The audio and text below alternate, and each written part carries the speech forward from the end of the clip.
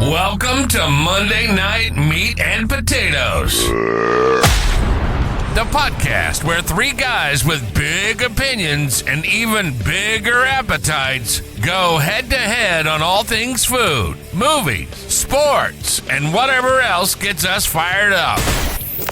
We blind taste test the best and worst colas, barbecue sauces, peanut butters, and those weird pickle-flavored snacks you see at the store but never dare to try. We rank them, we review them, and sometimes even surprise ourselves. Because trust us, we did not expect Casey Masterpiece to take the crown. It's not just food. We're talking movies, sports, personal stories, and whatever madness is going on in the world. One thing's for damn sure. We're loud, we're funny, and we're not afraid to tell it like it is.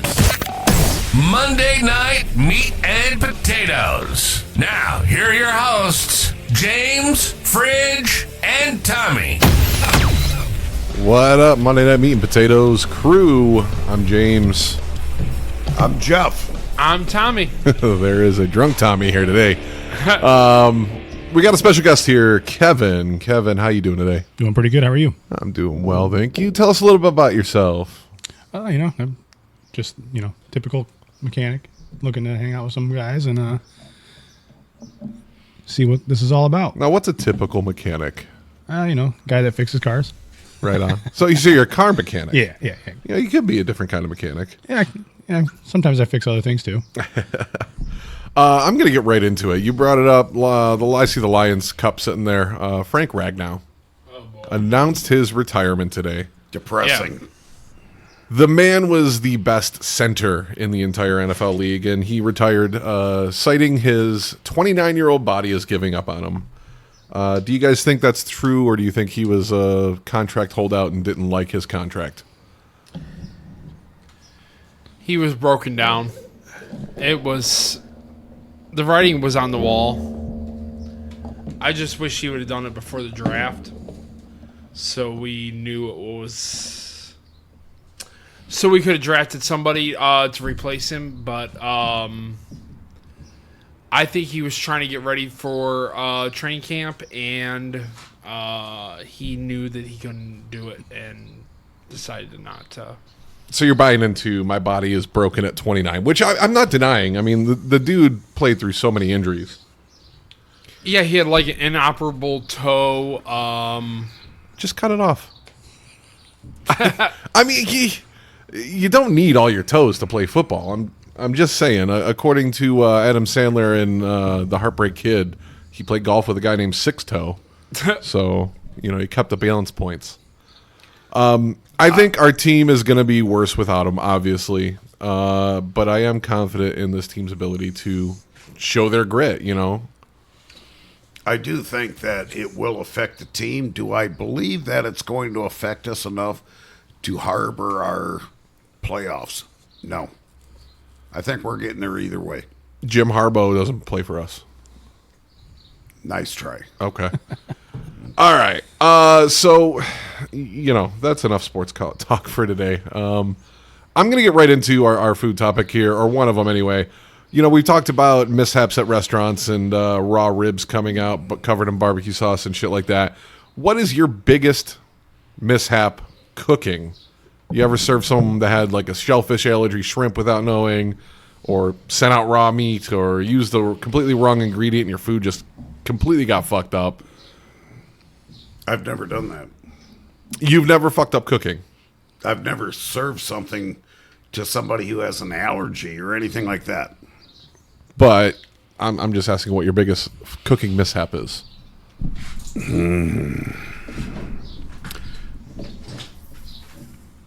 I guess I would be serving cheese to my wife in my spaghetti sauce. Was that a mishap, or were you sneaking it in? I was trying to sneak it in. And she found out? And she knew something was off. Kevin, have you ever done anything cooking, wrong ingredient, just completely fucked up a dish? Well, there was a camping trip we were on a few years back, and it started downpouring pretty good, and I'm trying to cook everybody some steaks up for dinner. And I was not really paying attention to how hot the fire was, and thought it was hotter than it was. and steaks looked nice and done, and everybody cut into them, and on the outside they looked cooked. On the inside, it was still moving. And I mean, I'm a medium rare steak guy, but that was not medium rare. Sounds to me like you made a perfect steak. I was going to say, I'd still some eat it. people would eat it. I but like mine to still move. that was one time I disappointed everybody with my steaks. I'm like, man, I'll still eat it, but I'm going to correct my worst cooking mishap. The first time when I was in my early 20s, I bought lobster. okay. And decided to cook lobster at home and did not realize you didn't cook it like you cook steak. Yeah, that's true. So I threw it in there and I cooked it. And then I cooked it some more and cooked it some more. And a chainsaw couldn't get through that thing. Nice and rubbery, eh? Oh, rubbery? No, that was an understatement. It was, you couldn't cut this shit. Damn. That was my worst cooking mishap. I'm trying to think of mine right now. I would say one of my worst I've ever done is I've always known that you're supposed to put a little, Denise even taught me, a little smidge of brown sugar in your Spaghetti sauce. or tomato-based sauce. Mm-hmm. Didn't know how much, measured with my heart. Ended up serving candy spaghetti sauce. So that was pretty bad. Is that where they got the idea on Elf? Yeah, exactly. You know what, though? At the same time, I don't think maple syrup on noodles sounds like the worst thing in the world. No, Yes, it'd probably it is. be pretty good. It doesn't sound that bad. Yes, it does. You say that. Little cinnamon sugar in there. Yeah. Breakfast spaghetti, I could do it. I could see a dessert spaghetti being a thing. No. I'm going to have to make it. I'm going to make it for you. You're going to like it. I think mine would probably be making burgers too big, and then they're being so raw in the middle, thinking There's no such thing as a too big of a burger. So you know what though? A lot of people when they make their hamburger patties, they don't flatten them out or they don't dimple the middle, and then they just puff up and they just they turn into these little oblong, weird little Hoppy shapes, pucks, and they're smaller than the bun, and they always just don't cook right. I hate that. Yeah, they always shrink. My burgers are twice the size of the bun itself. Well, yeah, that's why you need 2 heart stents and 6 heart surgeries. And what's your point? I'm just saying, Sometimes it's worth it. it's worth. Sometimes it's worth it. Would you say it's 60? What are you? 69, 70? Fuck off. You think it's worth it to continue to eat? Let me ask you this: would you do it all again? Yes, I would just start the medications earlier. So that's all you care about. If the medications keep me at bay, There's certain things in life that you have to expect. 1, pay taxes. 2, you're going to die. Why not die happy and eat what you want to eat? I agree. I agree with that somewhat. But I'm not saying eating to the point you're going to die. I was going to say you're going to die at 60 or die at 80. I mean, 20 years of extra happiness, but a little less happiness. Now we're talking. Do you want to eat salad your whole life? I mean, I love salad. You didn't say only So salad. do I. But would you want to eat something that you enjoy? Or do you want to go your whole life and eat just what's healthy? It's weird from a fat guy to say eat it in moderation. Portion control. It is. My problem in my whole life has been portion control. Because when I enjoy something, I eat to a point that I'm very gluttonous. And that's exactly what I do. And it's not a good habit to be in. Nowadays, when I'm having a dessert, I want ice cream. It's like 2 scoops instead of filling the bowl until it's over the bowl, which I always used to do. Agree. Which is how I ended up the way I am, and now I'm fighting it. I am very, very regretful that I am the type of person who eats to a point of gluttony. If I enjoy it, I eat it, and then I'm miserable. Yep. But in the last probably year, I have really started to tone that down a lot, where I can enjoy my meal and still enjoy life after I've eaten. And that's a hard thing because we used to go to buffets a lot. A lot. And I'm going to bring up, we've talked about it. Have you been to Harbor House before, Kevin? I have not. So they are not a buffet, but they're an all-you-can-eat. You pay $35, and they have like 15 options, and they cook it fresh, and you get a miniature portion of it, but as much as you want. But they used to have 25 years ago, all you can eat lobster. Yes. And my dad would go in there and eat 15 fucking lobsters and go home and puke his brains out. So, Got the taste of Swiss. I mean, I guess at the same time, lobster being a luxury food, why not eat until you can't? I guess, yeah. So I'm gonna our next one. I got this. We're gonna do a blind rank again. I want you guys to rank these movie theater snacks without knowing what comes next. I got 6 of them for you, and we're gonna start easy with the popcorn. That's my go-to. It's going to be number 1 for me. Are we rating on a scale of 1 to 10? Nope, you're just ranking them 1 through 6 without Okay, knowing 1 what through- comes sorry. next. I didn't hear that part. I'd say a 3. You know, they're just right in the middle. 5. Tommy's not a popcorn fan. Is that what you're saying? Yeah, it's all right. I mean, yeah, I'll eat it, but if I'm going to the theater, there's a lot more options that I would pick. There is now. I mean, back in the day, you had a glass case of popcorn and a glass case of 6 or 7 different kinds of movie theater candies, Candy. Unless you snuck it in yourself. which you always had to back in the day. I mean, my pockets were always lined. Why pay Right. $15 for a popcorn? Yep.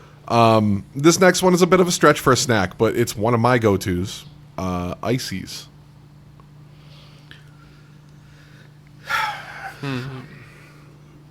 I'm going to go with a 4. Okay. I love an icy, but it's not my go-to. What kind of icy do you normally go for? Mine is either going to be a cherry or the Coke. Typically Pepsi for an icy, right? I mean, Tommy, what about you? Cherry all the way. No. I usually go cherry. Where are you ranking it? Ooh, I'm gonna go middle of the road, so 3. Okay. I have to say a 5. 5. All right. And I'm going to put a quick caveat here. Icy over Slurpee any day. I think icy has the better texture. Oh yeah, cherry icy. If I'm gonna go to 7-Eleven and I get a Slurpee, okay, but I love icy. I don't dislike a Slurpee, but I think they're just better. I feel agree. like they're both. Anytime I drink one, I always feel more thirsty after. So I feel like they're the same, really, in my opinion. They're just robbing you of your water. Yeah. So you prefer the chunkiness of the icy over the Slurpee? See, I think ices are smoother typically, whereas the Slurpee gets clumped up and then you start sucking just juice out of ice. And see, I think the icy is more of a coarse ice Well, that's than more of a slushy. Slurpee. That's more of a slushy. I think it's been too long since you've had a true icy. I think you're going to have to try one again. Next time you go to MJR Theaters, make sure you get an icy. I'm used to getting them at Speedway. Which, by the way, I do want to touch on it about Bloodlines, but I don't know if you've seen it yet, so we'll have to do a spoiler-free review. I know I saw it with Kevin, so we'll touch on that a little bit. Number 3, snow caps. 5. Not a fan. Really? Nope. I'd say a 2. Childhood favorite. They were my go-to candy. Last spot, so 6 for me. So I don't care. They're just a version of a non-Perriel, and I think they're delicious. All right, they're one of my go-tos. All right, next up then another chocolate candy. How about Milk Duds? Ooh. I'm going to give it a 3. I do like a good milk dud, but I'm not putting it in my number 1, so it's going to have to go with a 4. I want to go number 1, but I don't know what else you got on the list, so I'm going to go 2. I think my number 1 is this next one coming up, and I feel like this might be some of our number ones. Pretzel bites. Yeah. 1. I already used one, so I'm going to go number 2. Especially at MJR, the pretzel bites with the nacho cheese, number 1. And you got to get the extra cheese. They don't have Yeah. enough cheese No. for the whole order of pretzels. If the cheese is good, they're fabulous. Oh, yeah. And calling it good cheese is always a stretch, though. It's still plastic melted cheese, It is. but it's good. So that brings up the final one then: gummy worms. Oh, man. I love gummy crap. He's falling asleep and just I love gummy. My last spot, I think it was 5, so it has to go to 5. Sadly, I only have a 6 left. All right. I think I had a 2 left, so it's stuck in the 2 spot. Now, obviously, it's a blind rank. So, where would you guys have changed what you've done? Gummy worms would have been number 2 under pretzel bites. gummy worms would have been number 1 for me. Yeah? Yeah. Gummy worms would have been number 3. All right. Gummy worms is Kevin's number 1 snack of the 6. Now, I got to get into it. Favorite brand of gummy worms, then? Ooh. Kind of a tie between Trolley, the sour gummy worms, or Haribo. Or Haribo. Or how do you Yeah, the pronounce gold it? pack. Yeah. So I got Shelby's huge into gummies. I got her the 7-Eleven brand, and I bring it up all the time. 7-Eleven brand snacks are fucking fire. Better price, too. Yeah, so we got the gummy worms, and I tried them, and they are, I think, my favorite gummy worm I've ever had. So I definitely suggest trying that. So, question: prefer the regular gummy worm or the sours? Oh, sour, 100%. 100%. It depends on the day, but typically sour. Always sour. I always like the regular. I'm boring. Do you like sour candy in general? Yeah, it's all right. Now, I will say regular gummy worms are great in a dirt sundae. Okay. Who made those gummy worms that were in dirt? Me and Shelby did. If you're talking about for the party a couple weeks ago? No, what is it? Oreo cookie or Oh, something, you're isn't just it? talking about like the brand. I don't know. I know actually Red Lobster used to have a dirt cup as a dessert for kids. It was on their kids menu. So I do remember having those when I was there. Now when it comes to sour candy though, I just had for the first time in a very long time lemon heads. Does anyone here like lemon heads? Yes. Love them. I wouldn't say I like them, but they are pretty good. If they're in a bowl of candy, it's the first thing I'm grabbing. I dig it. Okay, you know what? So I got to touch base because I sighed at it. Now, you said gummy worms are good in a dirt cup. Yep. It's my least favorite part of a dirt cup. Really? And I'm going to continue adding into that because I saw them recently at the movie theater. They have now chocolate-covered gummy bears. I don't like them. I don't think chocolate and gummy worms or gummy bears go together. And I think that's why it's my least favorite part of a dirt cup. Huh. Give me the dirt cup with the chocolate pudding and the Oreos and all Right. that, but I will separate the gummy worm and eat it separately because I don't like the taste of the chocolate and gummy worm. I guess it really depends on like what flavor gummy worms you're having, because strawberry and chocolate go great together. And if you get strawberry flavored gummy worms, you probably would like it. Then.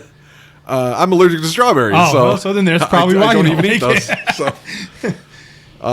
So I want to touch base. We're on movie theaters. Recently, a new edition of the Final Destination franchise came out. Dad, did you see it yet? Yes, I did. Okay, so we can talk about this. Tommy, have you seen it? No, but oddly enough, Becca has never seen any of the Final Destinations. So the past week and a half, I made her watch all of them, and we got through all the movies. Nice. And now she understands the log truck. So when I just went up, took a motorcycle trip up to Alpena, and on the way back, we stopped at a gas station about halfway back, and there pulls into the gas station a log truck, and I go, "We're following that home," and everyone's like, "Fuck you!" I'm like, "What?" I just came back from Escanaba and did the same thing. So I will say this though, real quick. When you said Becca has watched all of them up until the new one, the fourth one, I think it's called simply The Final Destination. Yes. That is the worst one of the entire franchise. I fucking can't stand it. It's the one with the NASCAR, right? No, I think that's the third one. Nope. No. It's the fourth one. Third one is the roller coaster. Roller coaster. Oh, the Yep. roller coaster. Yeah, okay. Whatever the one with the racing. Yeah, it's terrible. It's the worst one. The acting is fucking god awful.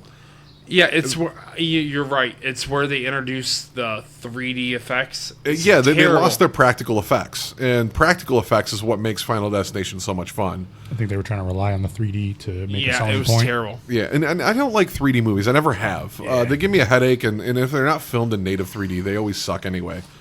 Anyway, so I'm going to go around for the two that have seen it. Spoiler-free reviews. Let's hear what you think about it. We'll start with Kevin. That was good. There's some stuff they could have done to help tie the rest of the movies into it, but again, that's my own opinion. But other than that, it was good.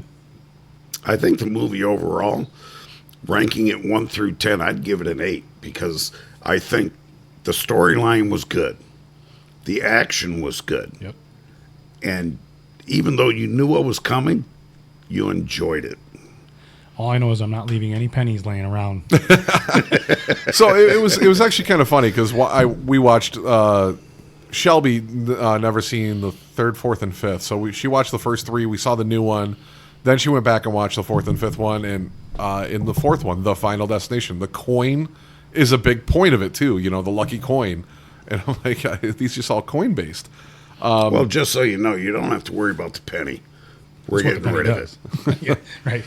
I will say, I think it's the second best of the entire franchise. As for your point of tying it into other stories, I mean, they kind of did, right? Right, they did a little. You know, but yeah, I could see, you know, other than the fact that there was one recurring character, which I'm sure we could all take a Right. guess who it is. I just feel like what they could have done with, I mean, without spoiling too much of it, is with the movie being titled Bloodlines, is made it to where everyone involved was related to one of the events in the movie. Okay. And it would have explained why death was after all of them this whole time.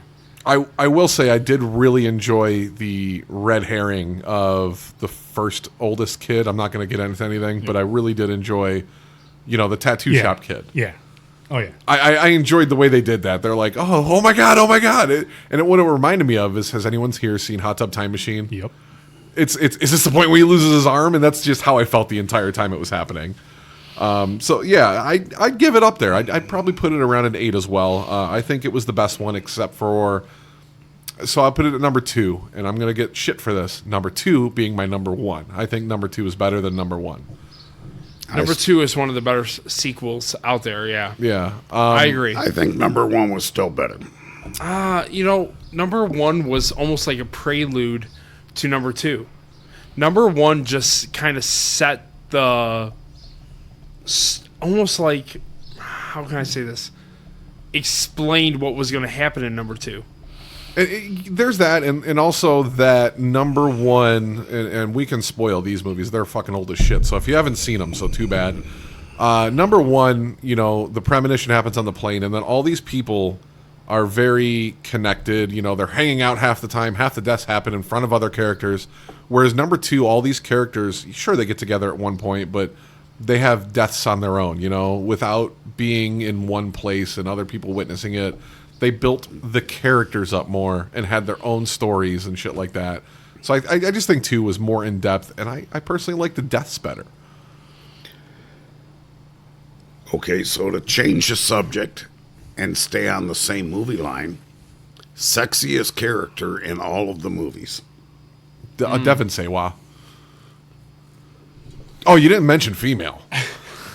I said that. I'm saying that for Shelby. Shelby has a major crush on Devin Sawa. He's her Casper, she says. Oh my God. And also she loves him in this was a coming of age movie. What was that coming of age movie that she makes us watch with Devin Sawa in it? Where all those little girls are fucking painting the garage door. You know what I'm talking about? It's right on the tip of my tongue. I'm going to look it up while you guys talk about the sexiest. Okay, back to the sexiest female Yeah, you got to mention. in the entire series. I'm going to have to go back through and rewatch them all again because it's been so long. Preferences in women have changed. I'm So, right now. Go ahead. sorry, I'm no, sorry. you're good. You go. Yeah, I can't even think of their name right now. Allie Larder, You're talking about the blonde from the first one. without a doubt. You're wrong, but that's fine. Well, wasn't she also in Resident Evil? No, No, you're thinking of Mia Jovovich. No. What movie was she? What other horror movie was she in then? Is that You're talking about her. I think her name was like Cleary or some. Clear is her name in Final Destination. Yeah. Now and Then is the movie with Devin Sawa that I was thinking of. There you anyway. go. The sexiest one in all the movies, believe it or not, is in Bloodlines, and it is the person that plays the grandmother, the crazy grandma, when she was young and had the premonition. I was. You know what I'm talking about, right? I was seeing the sexiest girl was the MILF. I think she was in 5. She was the barber. She went to the barber shop, and then her eye got hit by a rock coming out of the salon. She was also the girl in Liar Liar. that was in the elevator. She played this. It was the same Oh girl. yeah. Well, everyone's been real nice to me. Well, that's because you got big jugs. Yeah, it's the same. It's the same girl, but she is the girl that it made it look like she was going to get killed in the salon, but she actually got killed as she was walking out of the salon by someone who was mowing the lawn, and a rock ricocheted and hit her in the eye. Yeah. So I'm going with Breck Bassinger. Apparently, she also plays in the series Stargirl. Never seen it, but she played the young grandmother. Okay. I think she might have even had red hair in that movie. I don't even remember. It's only been 2 weeks, but that, in my opinion, is the best looking person in all the Final Destination movies. So can everybody agree that Allie Larder has gotten hotter as she got older? She was hot in Varsity Blues with whipped cream and cherries on her tits. So now I did just look it up. She played Claire Redfield in the Resident Evil movies. And I can't picture that. I think she's been a long time since I've seen it. fucking gorgeous. She does nothing for me, but I'm gonna look her up here. She was great in the show Heroes too. Never seen it either. Never seen that show. Wow, it's a good show. Oh, look her Well, at up. least the first season was. Yeah, I She's, mean, they were all good, but the first season definitely was the best. she does nothing for me. I'm sorry. Yeah. No one ever said you didn't have taste. What about Sean William Scott? I mean, No. we're just gonna ignore that. Okay. He'll Okay, always be moving on. Stifler to me. You know what? He was very much typecast as Stifler, but then he was able to break out of that role, in my opinion, for a couple things. He was decent in the movie The Rundown. The Rundown wasn't bad. I mean, he has all the potential in the world to be an action star if he really wanted to. I really enjoyed Evolution, and I know he's a goofy guy in that, but it's not a Stifler character. No. Dude, Where's My Car? Obviously, Road Trip. He's the Stifler character. Mr. Woodcock. That's a great one. Wow. Role Models. Awesome. You know. Was he in Bulletproof Monk? Yes, he played Carr in Bulletproof Monk. As we watch a video that my dad is showing. Nah, she does nothing for me. I'm sorry. I'm not going to get behind it on that one. Me and you usually disagree on the hotness of women, but I kind of agree with you on Allie Larder. And he's just showing. What is this? Would you consider this softcore pornography? Hardcore soft porn. No, she's just gorgeous. That's fine. You're entitled to your opinion. Just know you're wrong, and I hate you. So I'm gonna get back on topic here as you show tits to everyone. I got into. I wouldn't even say I got into. I attempted for the first time ever to bake cookies from scratch. Maybe a month or two ago. It was probably a couple months ago. And the recipe I was going for, and this is a divisive thing for a lot of people that have had them, crumble cookie. It was a crumble cookie clone recipe that I made, and it was chocolate chunk cookies. First of all, has everyone here had a crumble cookie? Yes. I have not, but I have done my own copycat. I have not. You haven't either. So you and your wife or fiance have not had crumble cookie. Okay. We might have to just order some. They're very divisive. A lot of people say things like they're just giant undercooked cookies. Yes, they're expensive. But you're 1,000 calories a cookie. You're getting 1,000 calories for approximately $3. Cost to caloric. They're more than $3. Not when you buy a 6-pack. It's $18 for a 6-pack. Now, what I like about them is they have a rotating menu, if you will, every week. And Every week it changes. they always have a classic. It's either chocolate chip or chocolate chunk, and that one switches every other week. But then they have their rotations, and some of them are very miss. Some of them are some of the best fucking desserts I've ever had in my life. They had a banana cream, banana pudding one the other day. a couple weeks ago. Fucking to die for. So, I'm having a hard time talking about this because you have people that haven't had it. So I can't do much. Have you guys had any other brand name, famous name cookies then? Mrs. Fields or Fat and Weird or... You know what? Let's just get into it. What's your favorite brand of store-bought cookie? Store-bought?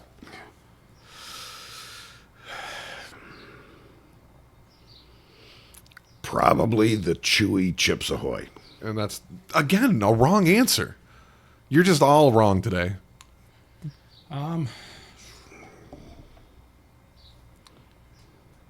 I can go for a really good Oreo. That's a classic. solid choice always. Yep. But you got to at least double stuff it, right?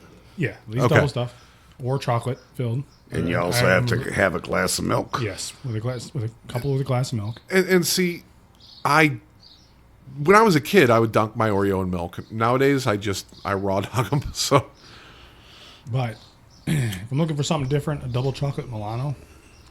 okay. Amazing. Okay, now we're talking a little outside the box there. I like that. And I'm going back to you. The Chewy Chips Ahoy, I liked when I was growing up more than the regular cookie with the crunch. I don't even want to call it crunchy because it's not crunchy. But I just don't like them anymore. I still love a Chewy. I really enjoy, they are Keebler, and they're like shortbread cookies cut out in the shape of the elves, filled with like a chocolate cream. Yep. I forget what they're called, It's but like their version of an Oreo. but with Yeah. chocolate cream. EL fudge or something. yeah, like that. something like that. I also love a fudge stripe from a Keebler. Yep. And then I really enjoy, I think they're called Do-si Do's from the Girl Scouts. I think that's the one. It's the peanut butter filled chocolate cookie Yes, covered in that's- chocolate. Those are some of my favorites. Those and Thin Mints are pretty good. Thin Mints have to be in the freezer, by the way. Do they really? Have you never done that? Yes. No, I have not. Put them in the freezer. It just enhances that minty I freshness. bet it does. So it's a good idea. super good. I don't. They add an extra bite to that cookie. Okay. I don't care too much for a lot of Girl Scout cookies, but those two I like, and there is one more I do not dislike, but then I hate. Everyone loves them. It's the one with the coconut. Samoas. Is it Samoa's? Okay, can't stand them. No, thank you. I'm very disappointed in their s'mores cookie. It's something in the last few years. I'm not sure exactly. Yes, and that one's a cream filled one, isn't it? but it's really hard cookie, and the cream is not that creamy. Yeah, and it's got that weird when you're chewing the cookie every now and then it gets a weird like Texture. yeah Yeah. because it's It's like an off marshmallow. yes thank you. And I'm I not will the only say one. that Girl Scout cookies are made in 2 different locations now, and they're not the same. They do didn't know taste different. Yeah. So that's probably where that one comes from. They're Because there's a few on their line that are newer that I mean- cannot get behind any of them. I just recently found out because I've been complaining about the cookies, Okay. and they make them in 2 different locations, and depending on where you get them from, they do taste different. They're not the same. in the same breath, I just learned this. Coca-Cola, they license manufacturing plants around the world, and there are 3 or 4 in the United States that makes the Coke for their region. And they give them their syrup, and they make them their own way, which is why Coke from like Mexico actually tastes different. Well, Mexico uses raw sugar. Yes, but you can even when cane sugar, when you got the cane sugar Coke that they came out with maybe 10 years ago, it did not taste the same as No. the Mexican Coke. No. And when I learned that, I thought that was kind of interesting. So Coke is more or less licensing manufacturing plants to make their Coke. And there's one in the Middle East that serves all of Middle East, one in Europe, and there's like 3 in the United States. I just thought that was quite interesting. I've never had a better Coke than in Mexico, though. Yes, a Mexican Coke is absolutely the best. And It that goes is for their the Sprite, best. too. Yep. We'll go back to Taco Tienda, my favorite Mexican place. They have imported Mexican Coke and Sprite as their drink options, and I always opt for it. Speaking of Mexican restaurants, though, I've never had one. I want to know if you guys have, and if you have, what are they like? Do you like them? Topo Chico. The hot sauce? No, it's it's a seltzer water. Oh. Oh, yeah. No, I've never had one. I'm not a fan of seltzer water, period. Never had it. Same. I'm not. I've never went. I want a Perrier or Yeah. Any of those carbonated LaCroix, I fucking hate them. It's just like a weird texture in your mouth as you're drinking it. It's almost like spicy water, but I love spicy food, just not water. It's a bad aftertaste. Yes. And the carbonation's never enough anyway. Mm-hmm. You know, I hate half flat soda. Right. You know, let alone Or when water. you get a fountain drink that the syrup's almost run out, can't stand that taste. Yeah. It's just like seltzer water, which Yep. because it's just carbonated. water at And that point. the you know, I know that all the jokes went around, but like, you know, the flavor was like, you know, we're making watermelon LaCroix next to a watermelon plant, and that's how we got the flavor. It's just, it's tasteless, and it's now that I think about it, though, I will say there is something. I don't know if it's considered a seltzer water. Meyer is the one that I like the most, but a lot of brands have them. They're like called Meyer Quenchers, and they're a very heavily carbonated thing, and they come in a 24-ounce plastic bottle. I know you've had them. You had to have. Let me pull up a picture. Don't think so. Yeah, I don't think I've had them. Grandma Liss is the one. So your mom is the one that got me into these. And they're extremely heavy carbonated, and a lot of brands will have, or a lot of stores will have different brands of these. I think I've actually, I don't remember them being called quenchers, but the bottle looks familiar. I don't know if you'd consider it a seltzer water, but it's more like a clear soda with 0 calories. I mean, that's more or less what I Do call they have it. a club soda in that? Yes. I've had the club soda then. But the black cherry's always been my favorite. So, Kevin, being a mechanic, I wrote this question for not for you, for everyone, but because you're here, I want to know everyone's dream car, classic and current. Classic would be my 57 Chevy. And that's the one with the big fins on the tail, right? Big fins. Always wanted one. I know you've been talking about that car since I was a kid. I owned a 56, but I want the 57. Okay. If you eat less at buffets and lobster, you could probably buy one before you go. Probably not. They you know, believe it or not, they only go for about 25,000. They're not that expensive. And that I'm talking fully restored. If you want a project car, you can probably get one for $5,000. No, you'd have to find a barn find.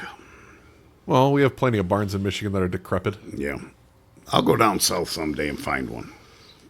Running out of time. Not because of your age, just, you know, the more people are selling these things and restoring them. Today's dream car, there's nothing. Nothing. Nothing today in today's market excites me. I know it's not that F-250 of yours. You've had that thing in the shop more than any vehicle I've ever seen in my life. Not really. How many times has it been in the shop? Half a dozen, maybe. For a $100,000 car to be in the shop half a dozen times. That's not bad. In 5.5 years. Not bad.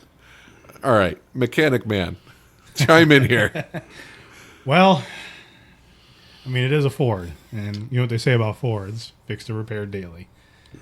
But I love Ford because they make me money. So, but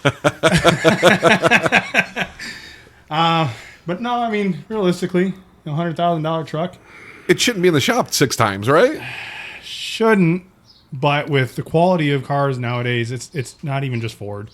But my GM truck is, realistically, my truck has been in there for minor things. Okay, a lot So of maintenance. we had a Engines, fire issue transmissions. with the seatbelt. It was a lot of like Fire issue. Believe it or not, a fire issue with the seatbelt. The roll pin Caught on fire. for your seatbelt. Okay. When you hit the brakes, it rolls forward and locks your belt. It created a spark, Oh, geez. so it was causing fires. So they fixed that. So as long as you don't stop, you won't have a fire in your If you truck. don't stop, you didn't have a problem. a lot of your stuff comes down to quality control on a $100,000 vehicle It's- that I would not be happy about. And again, it Other goes to than what I my was saying. electrical issue, I really haven't had any major issues with this truck at all.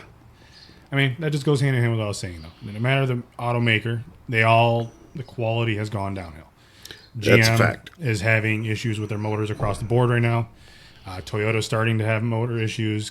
Kia, Hyundai, if you're not familiar with those, they are the worst engine to have in a vehicle right now. GM has their transmission issues. I mean, they've all got an issue. The Kia, the what is it? The Kia Forte, is that the main one?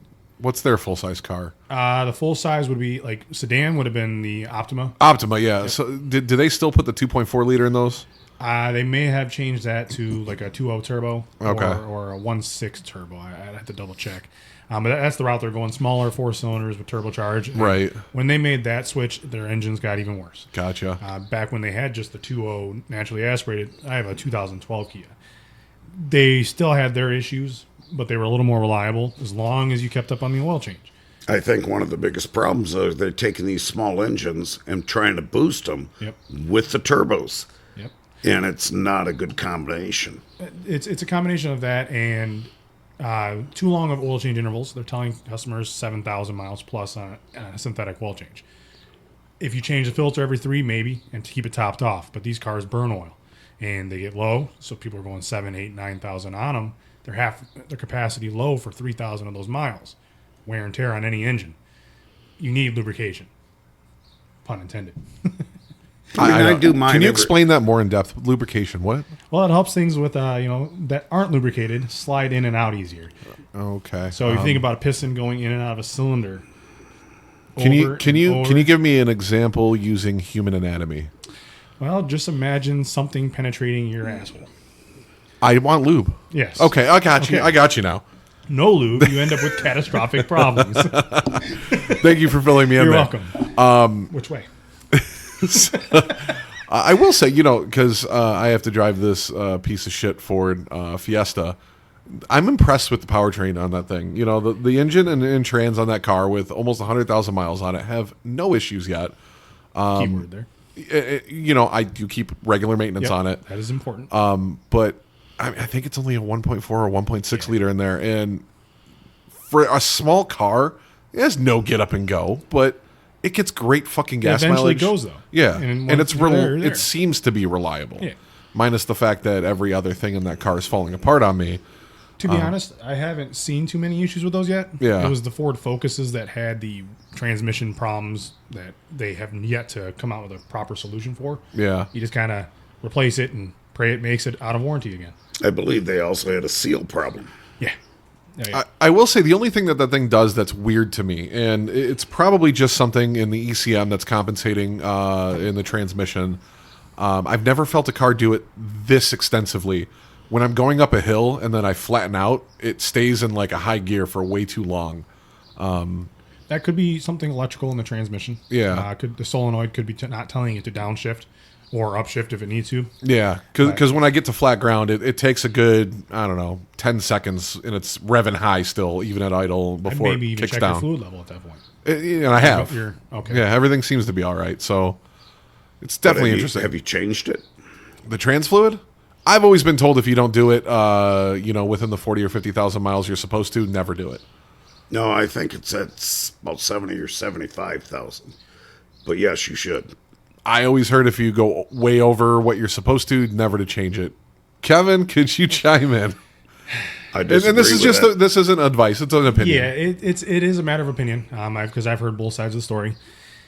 If you've gone over, don't do a full flush.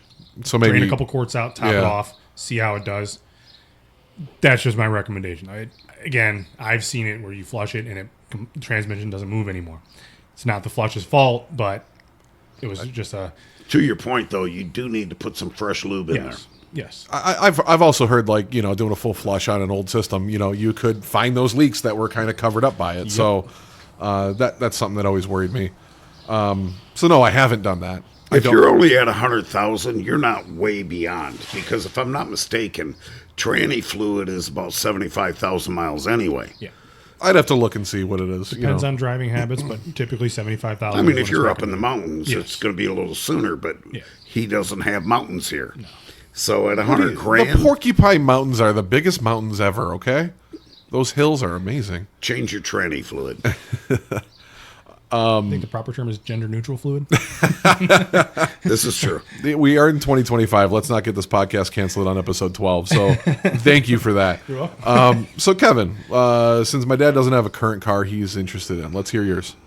So classic car I'd be interested in would, probably going to hate me for saying it, but 70 Chevelle, blacked out, No one's gonna hate you for that here. good old Chevy. Had one. That was back when they were great. Something newer. I would definitely go with the Toyota TRD pickup truck. Give you something that can be a little utility usage, carry stuff around if people need stuff moved, but then you can also have fun with it. And being where we live in Michigan, you go 30 minutes north of us, and there's trails all over you can hit. Absolutely. So, How about a 442?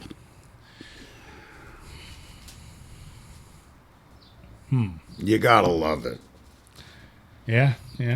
Makes you think. Anything classic, to be honest, I can get behind because it's just it's an art form. A good muscle car. Yes, as long as it's got a good heart, sounds great, and it looks great. Doesn't need to be the fastest on the road. No. It's just the ride. You're there for the ride, and with these newer cars, they have so much technology into them that is not reliable. That I don't want to have to. You buy something 100,000, and within 3 years, it could need 50,000 in work. You don't know.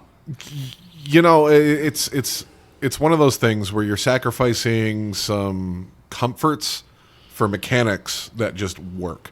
Yeah. And you can go as simple as an electronic window. Yes. You know what never failed? Well, okay, they might have occasionally, Oh, they but failed. you know what almost never failed is your old classic roll-up window. They failed. On a cheap car, sure. No, any car. I'm not saying they never fail. See, I'm old enough to remember You're old, I know. that with those hand cranks, the problem when they failed is you didn't want to change them yourself because you took your fingers in jeopardy when you did it. Those old school scissor. Oh, those window springs tracks. would take your arm off. But at the same time, I was actually just thinking about this during my road trip. If I didn't have my phone and I was listening to the radio, and I'm old enough to remember radios like this because I had one in my first car, but you didn't have the search function where it would search for an FM station. You're twisting a knob and going, oh, something stop, go back a little. Stuff like that, It's just the classics. You remember the old radios that back, I'm going to say probably 80s, and you took the faceplate off to deter theft? Oh, we had those all the way up until I had cars. They were just newer radios for us, They but even make the touchscreen ones do that now. yeah, but when I remember when I got my first radio, it was a Kenwood radio, and yes, the faceplate came off, and you'd bring it with you because without the faceplate, which had a code built into it, even if you had a new faceplate, you couldn't use that radio because the codes didn't match.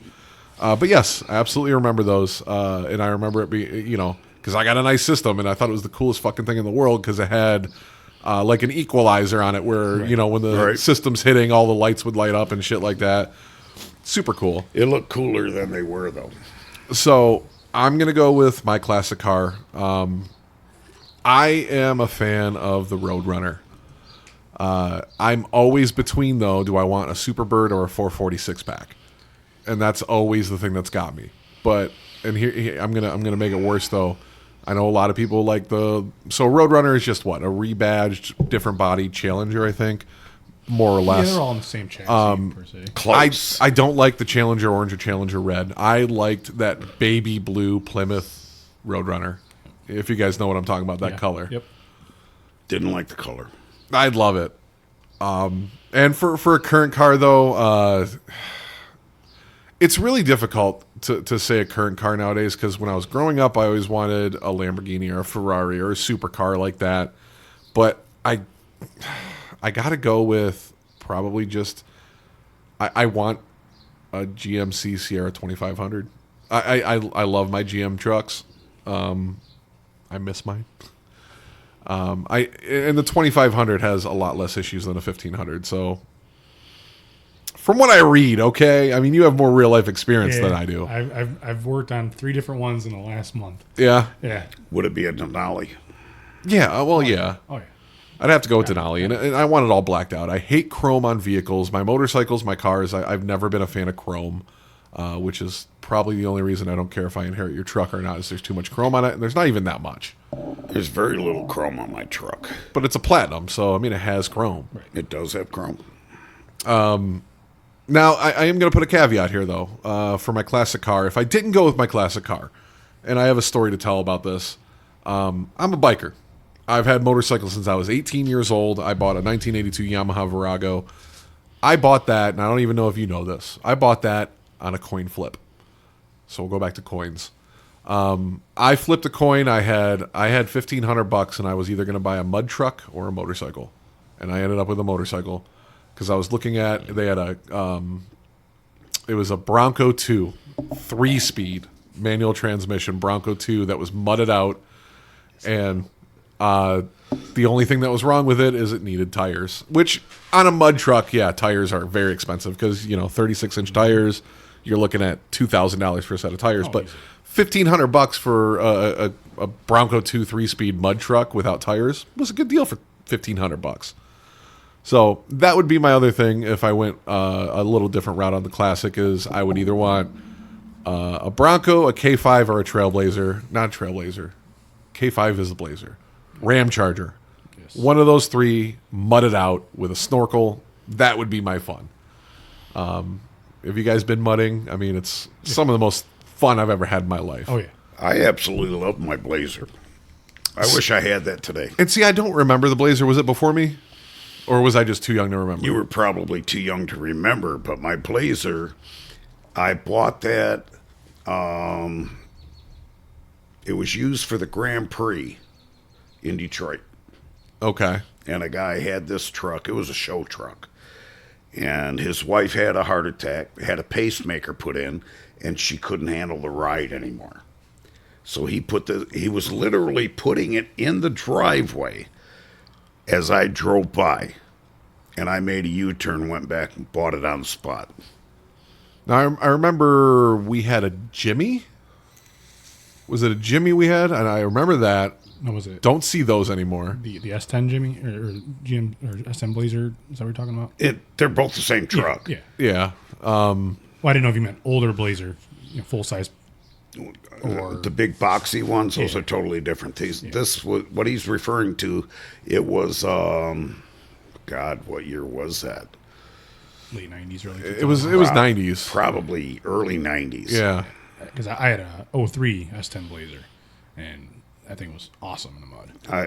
The ride in it was remarkable. Yep. And that was one truck that even stock you could take up and go through the trails. Yep. I mean, it was great. So, you know what? It sparks a memory. And Shelby gets bored sometimes and looks on Facebook Marketplace for things that we probably shouldn't buy, but she likes to, which we all do. You used to have a van. Chevy Astro. Was it an Astro? Astro van. Was it red interior or like No. a burgundy? It was burgundy. Had curtains? Curtains. Okay, I do remember this slightly. Fully decked. It was a full-size van. Yep. And for some reason, Shelby wants to get a full-size van for traveling around the country. And Technically, though, that's not really... Even then, it wasn't a full-size van. Yeah, those were. It wasn't a minivan, but it wasn't a full-size. But that was a fully custom van. I remember I was so young. You probably got rid of it before I was 6, if I had to guess. No, And I technically didn't get rid of it. I have no idea what happened. If you want to share the story, feel free. But I just have this memory of this thing being gigantic for some reason. It was not. It was not gigantic. It might not have been. I have memory But of they it. were bigger than most cars back then. Yeah. It was. My van was a conversion van. It had all the toys, anything you could think of was in there. I mean, back in the day when you didn't have video game jacks and all this shit, that was all in this van. It had the, what do they call that? Infinity roof and all that Yeah, with bullshit the in there. mirrors and- Yes. It was decked. Loved the van. Unfortunately, somebody ended up with it in a divorce. That makes sense. So, that does bring up a question I'm going to ask. Kevin, you have kids. Obviously, you have kids. I have stepchildren, basically. Let's say we're doing this in a family of 4. So let's say Aiden is with his dad. Mm-hmm. You got 2 kids with you and Rachel. Yeah. What vehicle are you picking to cross the country with on a vacation? Not an RV. I'm talking anything from a van, a truck, a car, SUV, something on today's current market. Comfort meets long drive meets everything. What are you picking? I'd have to go back because I think Denise's 2009 Grand Caravan was the most comfortable ride that you could ever ask for. That was a great van. That's the one that had the TV in it and everything. Yep. I already know what stories you're gonna have. laugh. So Cable TV. I was like fucking 12. I don't remember. I bought this van. I come home and I show my two kids the van. They come out and they're looking at it. I'm And super excited because there's a fucking TV in this van and it has jacks to hook up a PlayStation, which is like, it was like PlayStation 2 days. He's asking if we got cable TV with it. That's one long fucking cable. So what? Let me be. Kevin, what are you picking? What are you doing a family trip in? Probably like a 2010 Tahoe. Okay. Nice ride on those. Got plenty of leg room for everybody in the back. You can fit up to, I believe, was it 7, maybe 9, if depending on if they have the extended. But you had plenty of space to carry all your luggage in the trunk. You had the room for everybody to be able to lay their legs out. You had the TVs in the back of the headrests. It was a nice ride, and anytime I get a chance to work on one of those, I always take a little bit of extra test drive because they ride so well. You know. I am going to go with something that I'm guessing the mechanic is going to scoff at me for because mechanically they're not the most sound thing.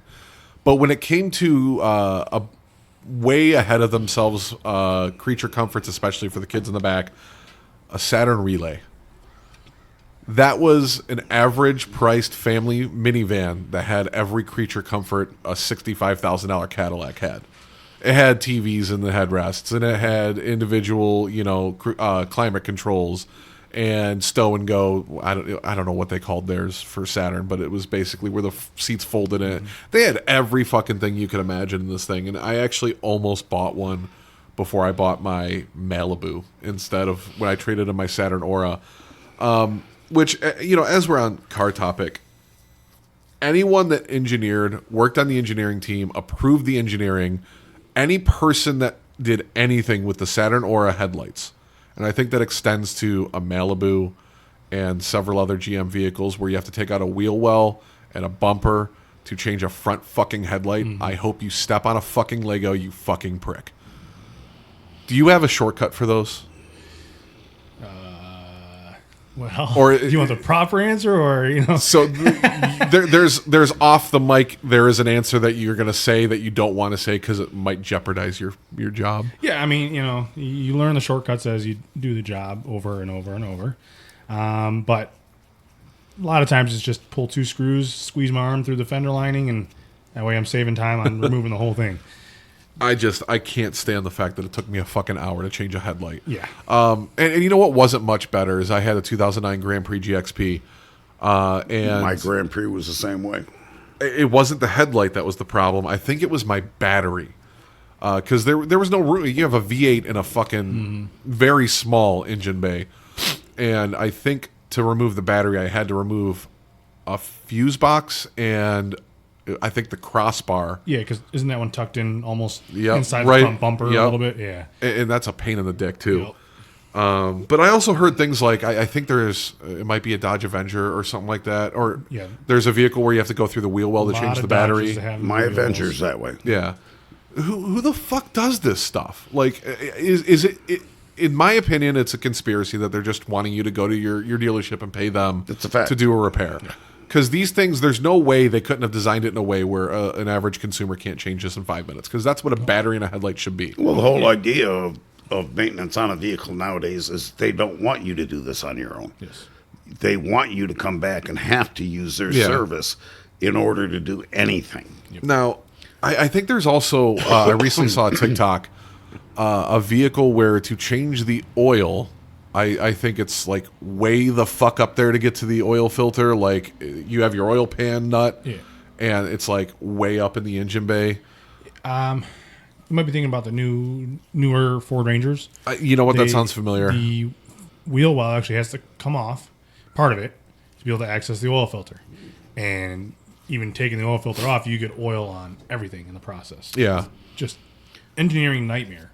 And they could have easily picked somewhere else to design it. It's almost like it was an afterthought. Well, even your new Pacificas are located on top of the engine now. That's the route a lot of them are going. Started with European cars and some foreign cars like Hondas. They started with those canister filters. It is a better design, but they make them so cheap out of plastic that it fails It's prematurely. 100% plastic. Canister filter, is that the one that it doesn't have like the metal casing on it? Correct. You can actually Yeah, see the filter. So the internals of a filter are the same. It's all paper. Yeah. They just remove the metal housing, and So it's something you just. I want to say my Malibu or my Saturn Aura had that. Yeah. And I think it's absolutely bullshit because when I feel lazy and I don't feel like doing an oil change, I take it in. And everyone, we got to upcharge you. They're more expensive. I'm like, no, they're not. When they first came out, GM with their canister filter 4-cylinders, the filters were a little more expensive.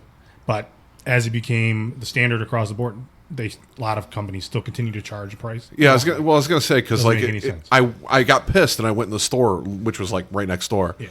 And I looked at them. I'm like, this filter is cheaper than the standard filter, and I'm just pissed that they're upcharging. And I can tell you, I'm hoping that you've never had predatory people working with at your shops, which there might have been, but I know as a younger kid, before I knew about my car, it was very predatory, and I know it happens to women a lot more than men, where it's, oh, you got this wrong and this wrong, or we can do this for you. Or I've even seen them where I've seen them take an air filter, a cabin air filter, out of their fucking drawer and go, this is yours. And I'm like, that didn't even come out of her car. Right. And I'm like, excuse me, ma'am, that's not your cabin air filter. Correct. Unless they're coming inside the car and removing your glove box or pulling apart part of the cowl of the car, it's not your cabin filter. Yeah. I think when you go to an oil change place, one of the biggest ripoffs is the cabin filter. Yeah, I mean, they charge $30 to change it. It takes 5 to 10 minutes to do on your own for the typical car. But they upcharge for every fucking thing at an oil shop now. If you drive by an oil shop place and it says $19.99 oil, you're not getting $19.99 for an oil change unless you have a base model $19.99 something. Who the fuck has $19 oil changes anymore? It was just an example. I was going to say. The cheapest oil change you can get, and Kevin will scoff at me again, is Walmart. You know what? If you're just going in just for a fluid change, I don't think there's anything wrong with them personally, but you can get them for $25 there for a standard oil change. You get what you pay for when it comes to their service, but you will come across some of their services. The guys that are doing the jobs, they do an okay job. Yeah. I mean, oil's oil. As long as it's slippery on both sides, who cares where you get it from? But at the end of the day, you are taking that risk. Okay, you're paying someone that isn't certified to service your vehicle. If something happens, you kind of it takes blame yourself. It takes one fuck up, and you know what? My two of my brothers have worked at Sears back when they had an oil department, oil change department, automotive So did department. my wife. And I can tell you that one time, one of them that was working there, not one of my brothers, but someone that worked with them, did an oil change, forgot to refill the fucking oil. The engine seized a mile down the road. I have another one where I got. I don't remember what the service was. It might have even been a fucking headlight change because it was a nightmare just doing the headlights. So I think I did a headlight change on my Saturn Aura and I paid for it. And they didn't tighten my lugs down on the wheel they took off. I'm driving down the road and all of a sudden, and I didn't know what the fuck was wrong. And I looked at it and I'm like, I'm lucky that didn't shear off on the expressway. Yep. You do realize that most shops that you go to, even if you took it to GM or Ford or Chrysler, that the person doing the work on your car does not have to be certified. Nope. They only need a certified mechanic. They need one person supervising. Yep. That's all it is. Supervising, really. Yeah. It is. Truly it is. Because realistically, they're not checking their work. They're not approving their work. They're going, you did it good? Okay, bye. And occasionally they may, okay, I'm going to go take it for a test drive, see if the car is safe to go. And if it passes the 5-minute test drive. But it is true of most mechanical places nowadays, and has been this way for 25 years. Yep. You don't have to be certified. Yep. You only need a certified person on that floor. That does not mean he's working on your car. Now, I will say this, Kevin, so you're a mechanic. I don't really know the history of how you became a mechanic, so let's start there. Well, actually, my dad was he was a mechanic. He did it out of our garage for years growing up. So at 11 years old, I was out there. So he was Jimmy up the road doing side jobs. Well, mostly because he worked in the parts industry his whole life after he got out of the military. From there, he got into dealerships, actually servicing cars, and then left the dealership scene and started working for himself. Okay. So, again, he is a mechanic, great mechanic. Had me helping him out doing brake jobs, helping with brake flushes, tune-ups, stuff like that on older BMWs, some American cars. He preferred working on European vehicles. Okay. As I got older, I started taking classes in high school. I was actually blessed to have one of the last high schools in Michigan that still teach automotive. I was at one of those too, so I was lucky. Yep. It was a good 4 years. Didn't learn anything. Really was just kind of a joke around class. Got out of school and started working for my dad at a shop because he ended up injuring himself, so he couldn't do the work anymore. From there, got certified and have been in the field since.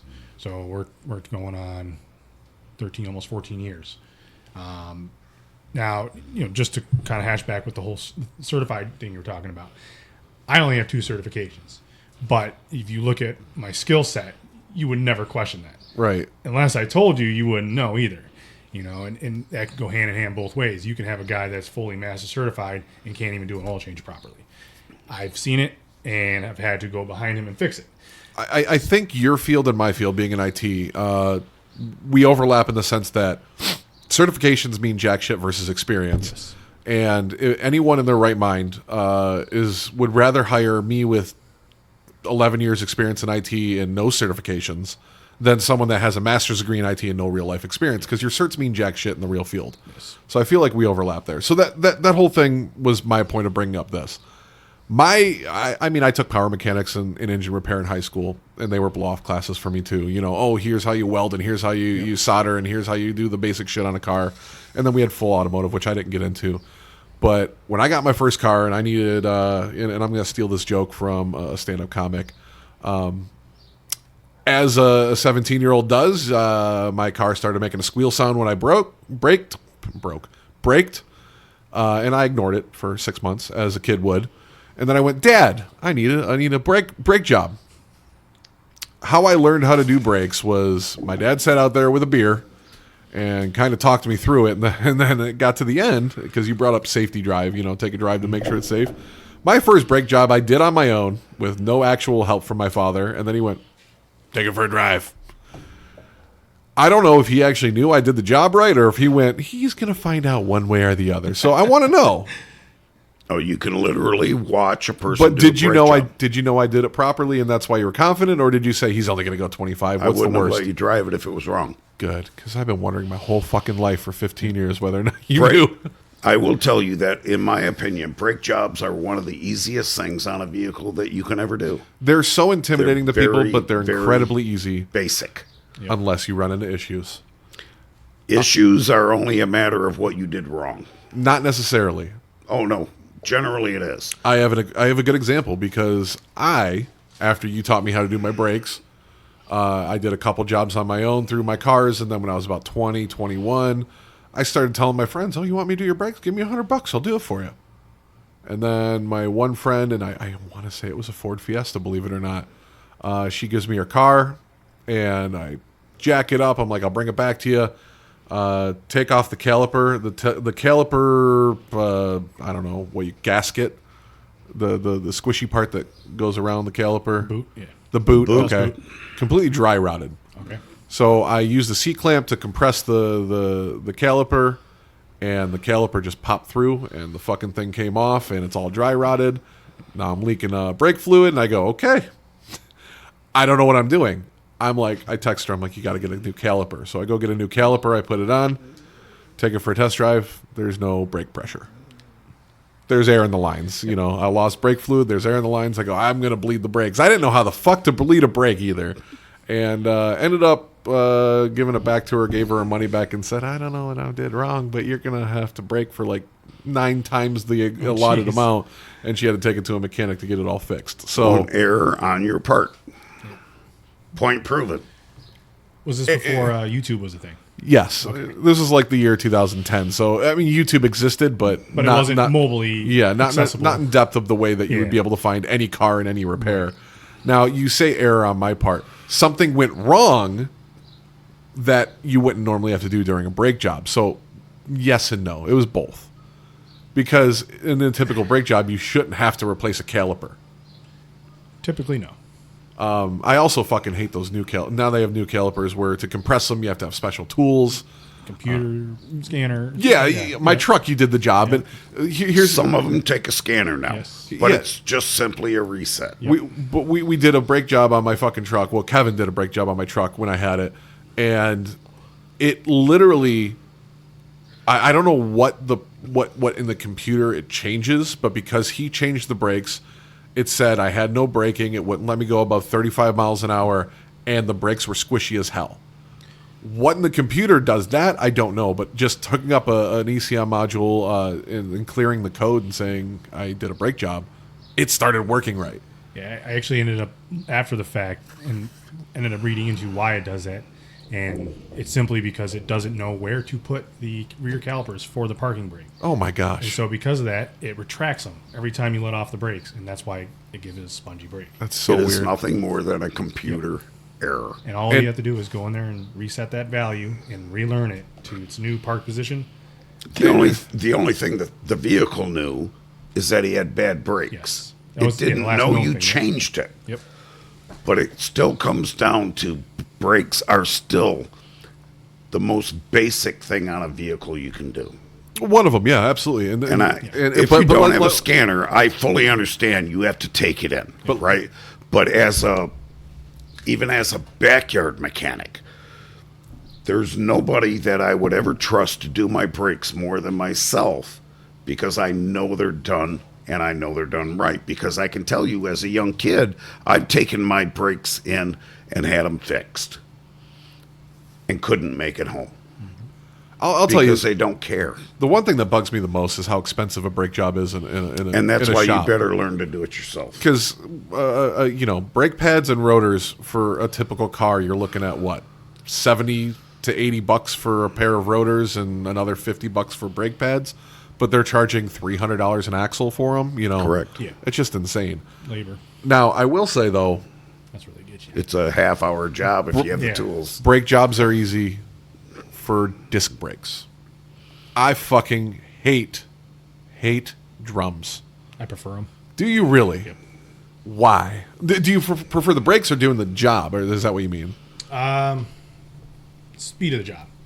I can do drums, shoes, even cylinders faster than because with pads and rotors, you got to worry about cleaning a bridge, hardware fitting properly, seized up slide pins, and just if you end up getting a warped rotor right out of the box, it happens all the time. At least with shoes, yeah, you have a couple surfaces you have to clean and lubricate before you put everything back together, but it's just new springs, a couple shoes, and a drum. They're not hard to do. No. The biggest problem with a drum brake is if the owner hasn't changed them in 100,000 Getting them miles, off, yes. getting the damn thing off. Once it's off, piece of cake. See, my trick to that is 4-pound sledgehammer, crack the drum in half. It's going to come off every time. But you're going to need new drums. Correct. And that's just it. If they don't maintain the vehicle, because with drum brakes, you're supposed to get them cleaned and adjusted every 10 to 15,000 miles. Again, you're going back to maintenance that people Yes. don't do. Exactly. Whereas that is the one benefit to having four-wheel disc. You don't have that type of maintenance on brakes anymore. You can just ride it out till it starts grinding. Should you? No. But And then you have, and I need to do them soon, unfortunately, because they only last 8 to 12,000 miles. I have to do my motorcycle brakes soon, and that sucks. But I just found out because I was with him, rest in peace, Freak Show, when he bought his new brake pads for his motorcycle. I don't know why I was expecting it. Maybe not as big, but I expected more meat on the brake pad of a motorcycle than they have. I at least expected it to be bulkier, like even a car. You get what, a half an inch of brake pad. This fucking thing came out, and I'm not even kidding. It's about 2/4 stacked on top of each other of depth on the brake pad, and I'm like, there's no way that they couldn't have made it bigger. And the only thing I can imagine is because maybe brakes are a little more important on a motorcycle. They want it changed more regularly. That's the only thing I can imagine. But yeah, that makes sense why they only last 8,000 to 12,000 miles, though. So yeah, That is kind of crazy. Didn't know that myself personally. I've never done brakes on a motorcycle. yeah. Neither have I, and I'm a little worried too because taking an axle off of a motorcycle, all that type of shit. I don't think I'd change them on my own. Yeah, it's again one of those things. It's even more expensive to do a motorcycle brake job than a car brake job. That truck's a 2019. Hasn't had a brake job yet. You drive mostly freeway? City. So, well, higher quality brakes and pads also last longer. Again, I'm going to go back to my Grand Prix. I had drilled and slotted brake rotors and they were Brembo brakes, and they lasted, I want to say, 70,000 miles. Making that noise. The thing about that truck, though, is that's all heavy duty, Yeah. right? And because I'm not pulling a trailer, I'm not using it for what it's intended. So they are going to last a long time. When I do these, which will be probably within the next year, I'm going to end up doing them. But You're going to sell that truck before you need brakes. possibly. It's only got 40,000 miles on it. But 50 grand, I should be looking at those brakes. But because of the way I drive this, without that extra weight, without braking, going down mountains and things like that, it's going to last a lot longer than a standard vehicle. So I'm not real concerned with it yet. The problem that I'm going to have with this is I'm going to have to go back to work to be able to afford to change them. Because it's an expensive job on that truck. Those have to be what, $150 rotors easily? They're about 150 to 200 a rotor, and about 150 for the pads. Well, when you spend $95,000 on a truck, you bought this to tow a fifth wheel, which you haven't bought in 6 years. Don't say that on the podcast because Denise might listen to you. Denise, if you're listening, go ahead and just buy the fucking fifth wheel because I want to go camping with you guys. So before we take our break and get into our food review, I got one more question for you guys. This is food related again. It doesn't have to be this specifically, but this is where my mind was when it came to it. I would like to interject. My car is a 1970 Nova Tommy's awake. SS. Oh, I've been listening. I've been waiting to interject. You were snoring at one point. Was I? I've been listening. It would be black with a white stripe. Okay. So Nova SS isn't a bad option there.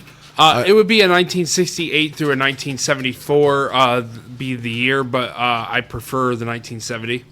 I can tell you, since we're touching base on this for one more second, I'm very glad no one said a Mustang.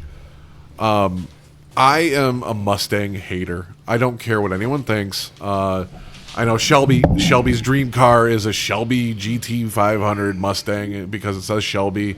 Oh, Eleanor from Gone in 60 Seconds. And I can't stand Mustangs. I've never liked how they looked. I maybe in the 70s when they were American muscle, I enjoyed the look of a Mustang. I had a 1974 Mustang. Now, I will say this, and I think it's a new age thing because my buddy Scott is huge into them. The worst fucking Mustang to ever exist is not the 2003 or whatever it was, 2001, right around there.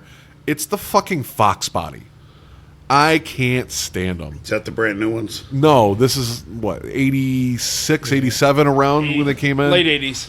And into the early 90s. They were the boxy Mustang that people all put, it had a 5-liter. How about the lot of brand people I new know Mustangs? The brand new Mustangs Are you suck. talking about the You talking about the hybrid? SUV, the crossover? Yeah. They don't even, what about that says Mustang? Nothing. Nothing at There's all. an emblem on it.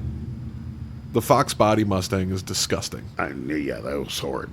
I mean, you know what they are. But that was only there for a couple of years. It was almost a decade. Almost a decade. But I'm just, when it comes to muscle cars, Mustang has always been my least favorite. When it comes to your big ones, your Chargers, your Challengers, your whatever. I mean, just never been a Mustang person. I think ranking top 3, I got to go Challenger. Going with your dream car.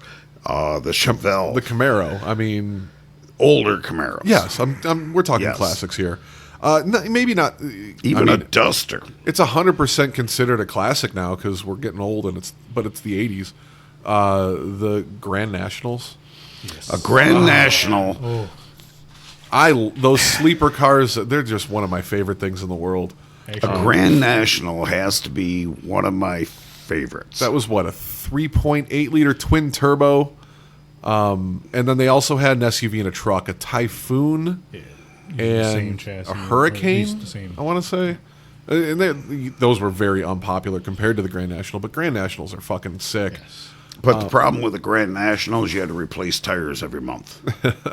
There is one other car that's always been like a sleeper car that I liked, and it's the Marauder. I don't know why. I've just is it a Ford? Keeping stoners scared since early 90s. late They 80s. they were old police interceptors looking cars, but they nice V8 and they sound fucking throaty. Murdered out, blacked out Marauder. Yep. Oh, I could go for one. So I just want to bring up one more food topic before we take a break and get into our food review for the night. And again, my thought process went Starbucks, but it doesn't have to be Starbucks. What is your food order or drink order? And I'm going Starbucks for me when you're feeling bougie as shit. I'm talking you want more than just a coffee with cream and sugar. What's your bougie order at a restaurant, fast food style? It definitely wouldn't be Starbucks. It doesn't have to be their coffee. I'm talking where you go and you order this meal and you have 6 modifications. What's your bougie order?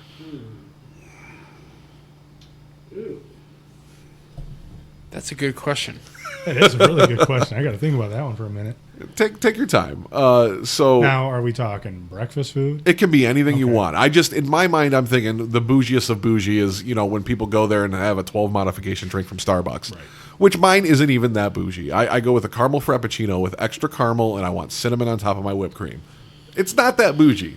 For them, that's easy. That's an everyday job. They're like, that's it? Yeah, but that's for me. That's a bougie order because I don't modify my food very often. This is when you're drinking? Yeah, I don't modify my food, so the. I Yeah, love really that he's think back about it. alive. An hour Yeah, later. I'm starting to like get back into life right now. So, and I have so many questions before break, but He's going back to topic 1 now. Right, you know right, that, right. right? man, Anyway. I don't really modify food, so to Yeah. like really think about. Okay. So, So what is your go-to? let you know what, if no one can think of a bougie, I want to modify my food and make it for me. I'm gonna modify the question. Okay. How picky of an eater are you? As in, when you order something, how wrong does it have to be for you to send it back? Because I'm the type of person that unless it's like egregious, if I order a hamburger and I get mac and cheese, I'm gonna send it back. Yes. But if I get a hamburger and I say I want it ran through the garden, everything on it, and I don't know, medium well, and it comes out well done with no veggies, I'm just gonna eat it. Yeah. I'm not a picky person when it comes like that. I will generally eat it, but I will let the waitress know that I have an issue. And that's acceptable. I used to do this a lot more, but one of my favorite things in the world is to fuck with a waitress. And I know when I finish, it sounds bad. When I finish the story, you'll understand where I'm coming from. But when I have really outstanding service, I'll act like I'm pissy and I'll be like, I need to see your manager. And they'll come over and I'll be like, you guys hear a lot of complaints all day. Why don't you just hear something good? The waitress was fucking awesome. Yep. I just wanted to let you know I had a great experience. And then they always come up like, you son of a bitch. I thought you were going to complain about me. And I'm like, no, you were just great. I do that a lot. If a waitress or my waiter are outstanding, I will ask for the manager. Mm-hmm. And not only that, I will also write it on my bill. Yeah, nothing wrong with that. So you're like... I'd agree with you. If I order something with a bunch of add-ons and they forget a few, it is what it is. It's my fault for being extra bougie, as you were saying. But if I at least let's say a steak, if I order and it's not cooked right, I'm gonna say something. I'm gonna send it back because if it's not edible, it's not edible. You know, and just as a story behind that, I had gone to a restaurant a couple months back with my parents and ordered a steak there, medium rare, and it comes out and everybody's cutting into their food, enjoying it. All their food's good. I cut mine. The first bite, I look, and I'm like, that's well done. It's like, that's the edge. Okay, let's eat it. Another bite. Well done. Ruh-roh. All of our shit's Mike. falling apart on us Run today. away, Mike. And let me fix that real quick. No problem. We all do it. And Idiot. so ended up getting through halfway through the steak before I realized this whole steak is well done. So finally, I said something to the waitress at that point, and they took care of it, got me a whole nother steak, and I'm like, well, I've already eaten half of it. Like, at this point, you know, again, it was very, very overcooked, really, really hard to eat, well done steak. I wish I would have said something sooner, but See, and I always feel bad, like, when, especially if it's something like that where I'm halfway through it, I'm like, don't comp it. Just, if you want to remake it, sure, but, like, I don't need free food. And that's always my biggest thing is, even when I complain, I always say to the manager, I'm like, I don't need free food. Yes. I ate my meal, but I want you to know for the future. You Right. train your staff better or fix whatever the problem is for the future customer. That's what ended up happening. They just gave me a replacement. I told them, don't take it off the bill. They ended up doing it anyways, but I was like, you know, you don't have to. But hey, I had breakfast for the next morning too. Ended up having some steak and potatoes. And see, steak is probably one of the few things I need it to be right. Yes. Especially because when I get a steak, I'm not like my father going to a chain restaurant, which you'll say tooth and nail that, you know, like Outback Steakhouse and shit like that. Or Texas Roadhouse is I hate right. Outback. Whatever, Texas Roadhouse. Love it. I don't go there for a steak. When I go out for a steak, I'm going to a Mr. Paul's or a Revel Steakhouse or somewhere where I'm spending $60 on a steak. And if you don't know how to cook a steak at a high-end steakhouse, get the fuck out. So, to this point, let me ask you a question. No. At what point do you blame the waitress for your meal? That's a Because really... I can tell you there are certain cases where, granted, the waitress doesn't control the cook on your food. Correct. But at what point do you blame the waitress for delivering that horrible fucking meal to you? I can tell you first and foremost, especially with POS systems the way they are now, where all modifications are done with a button instead of written down. If I get my receipt and there's nothing on there, how's the cook gonna know? So how about you Correct. get, let's say you get a meal and it is so visually bad. Right. Visually, so it just looks like shit. Visually, That's it's just horrid. That's right? usually a cook's problem. But should that waitress bring that meal to you, or should she stop it right at their window and say, I'm not serving this?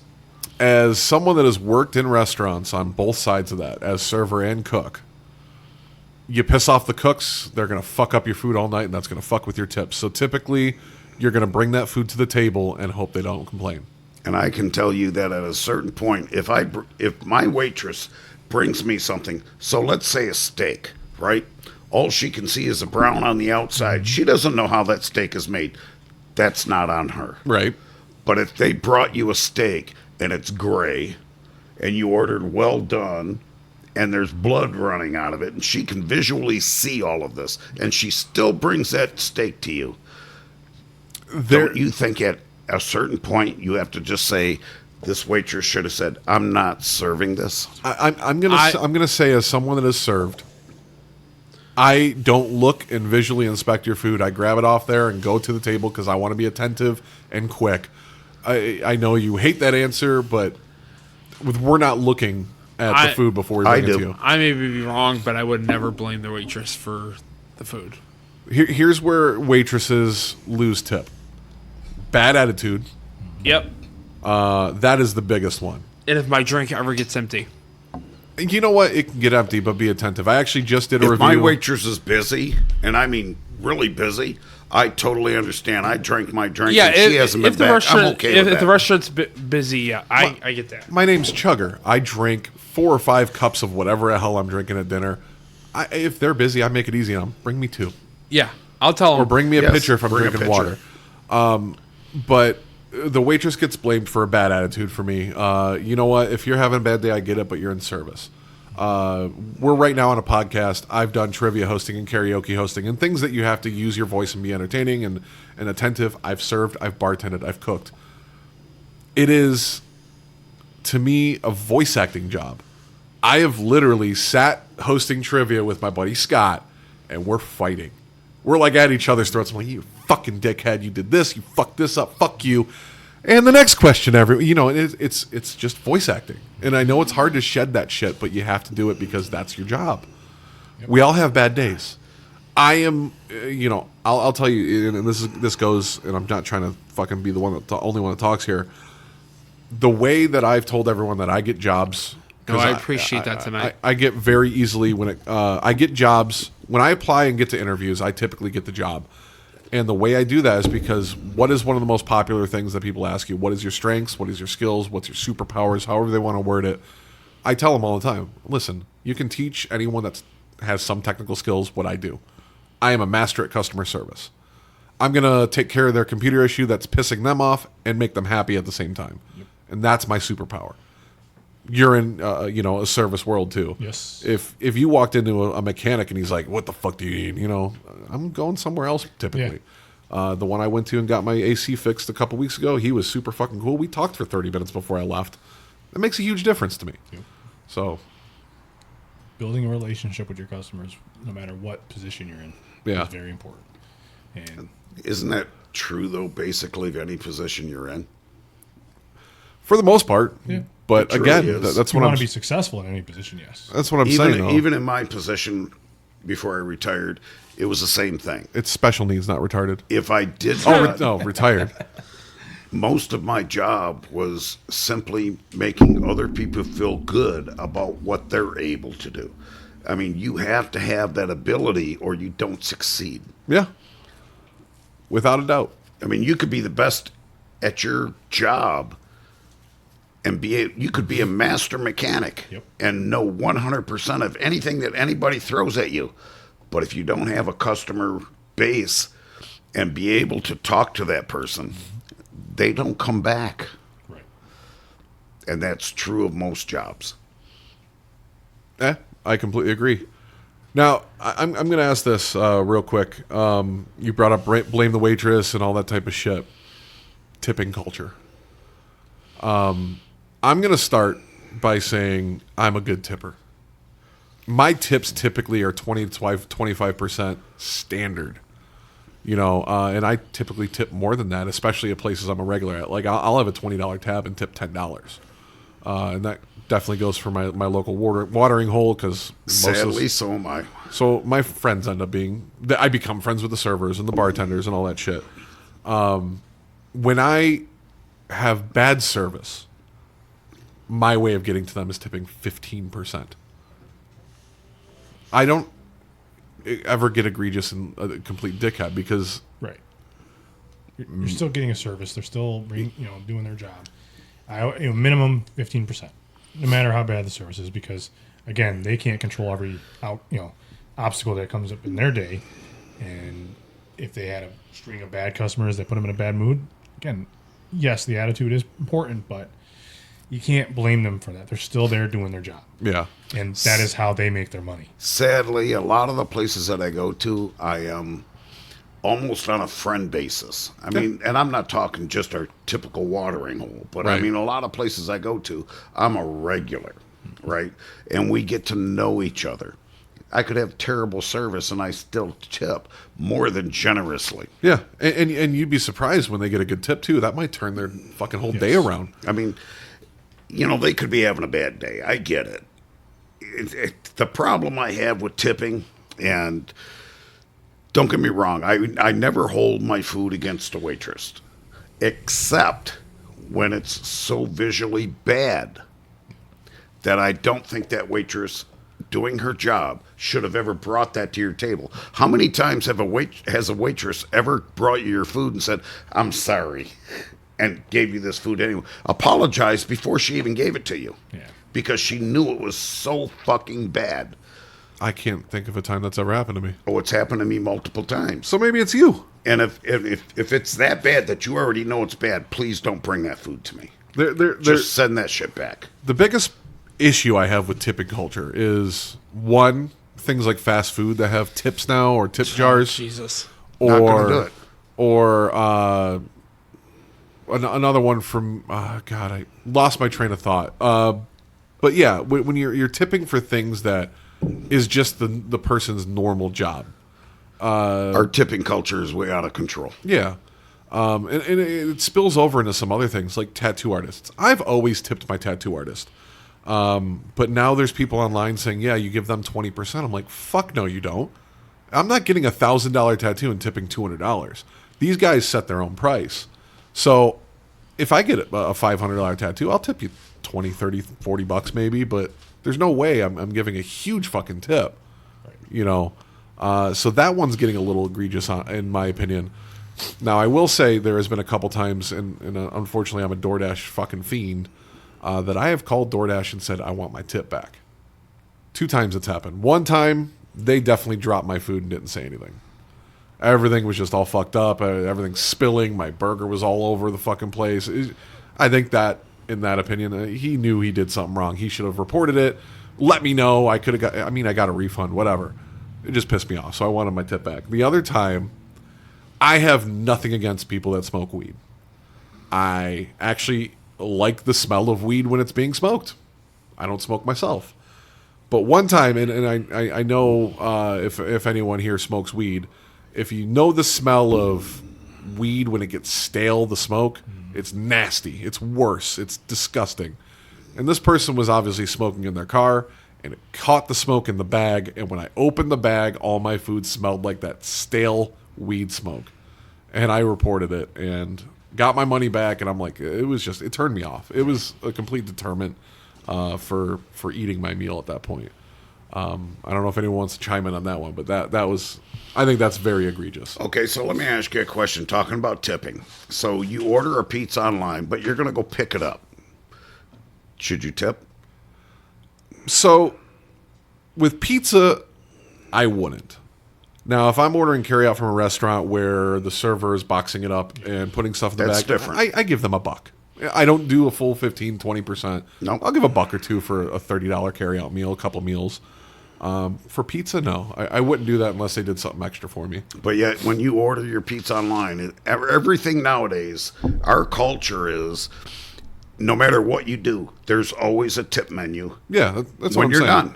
And it's like, first off, I'm placing the order. You're not. I'm coming and getting the meal. You're not delivering it. All you're going to do is take my money when you get there, and you expect me to tip you for this. Yeah. Our tipping is out of control. One of them in that same breath, food trucks. Typically, a food truck, you have an owner-operator It's a that's there. private owner. And they're usually the ones running it and operating it at the time. They're Correct. cooking it, they're selling it, they own everything. And then they want a tip on top of it. No. If you need extra money, incorporate it into your cost of my meal. But then again, I can talk about food trucks on top of that because they used to be a cheaper alternative to restaurants and they were delicious. And now they're more expensive than your Yes. average restaurant. I fucking hate that. Most food trucks are. But I will say this about tipping. A lot of people out there go, we need to just, increase food prices and pay these people normal wage or minimum wage or whatever. And I'm like, anyone that has worked in the service industry does not want that. They make way more money on tips than you'd ever imagine. Correct. I'll even bring up like a Texas Roadhouse. Around here, they're always fucking busy, Yes. packed. Number one place in this whole country, if I'm not mistaken.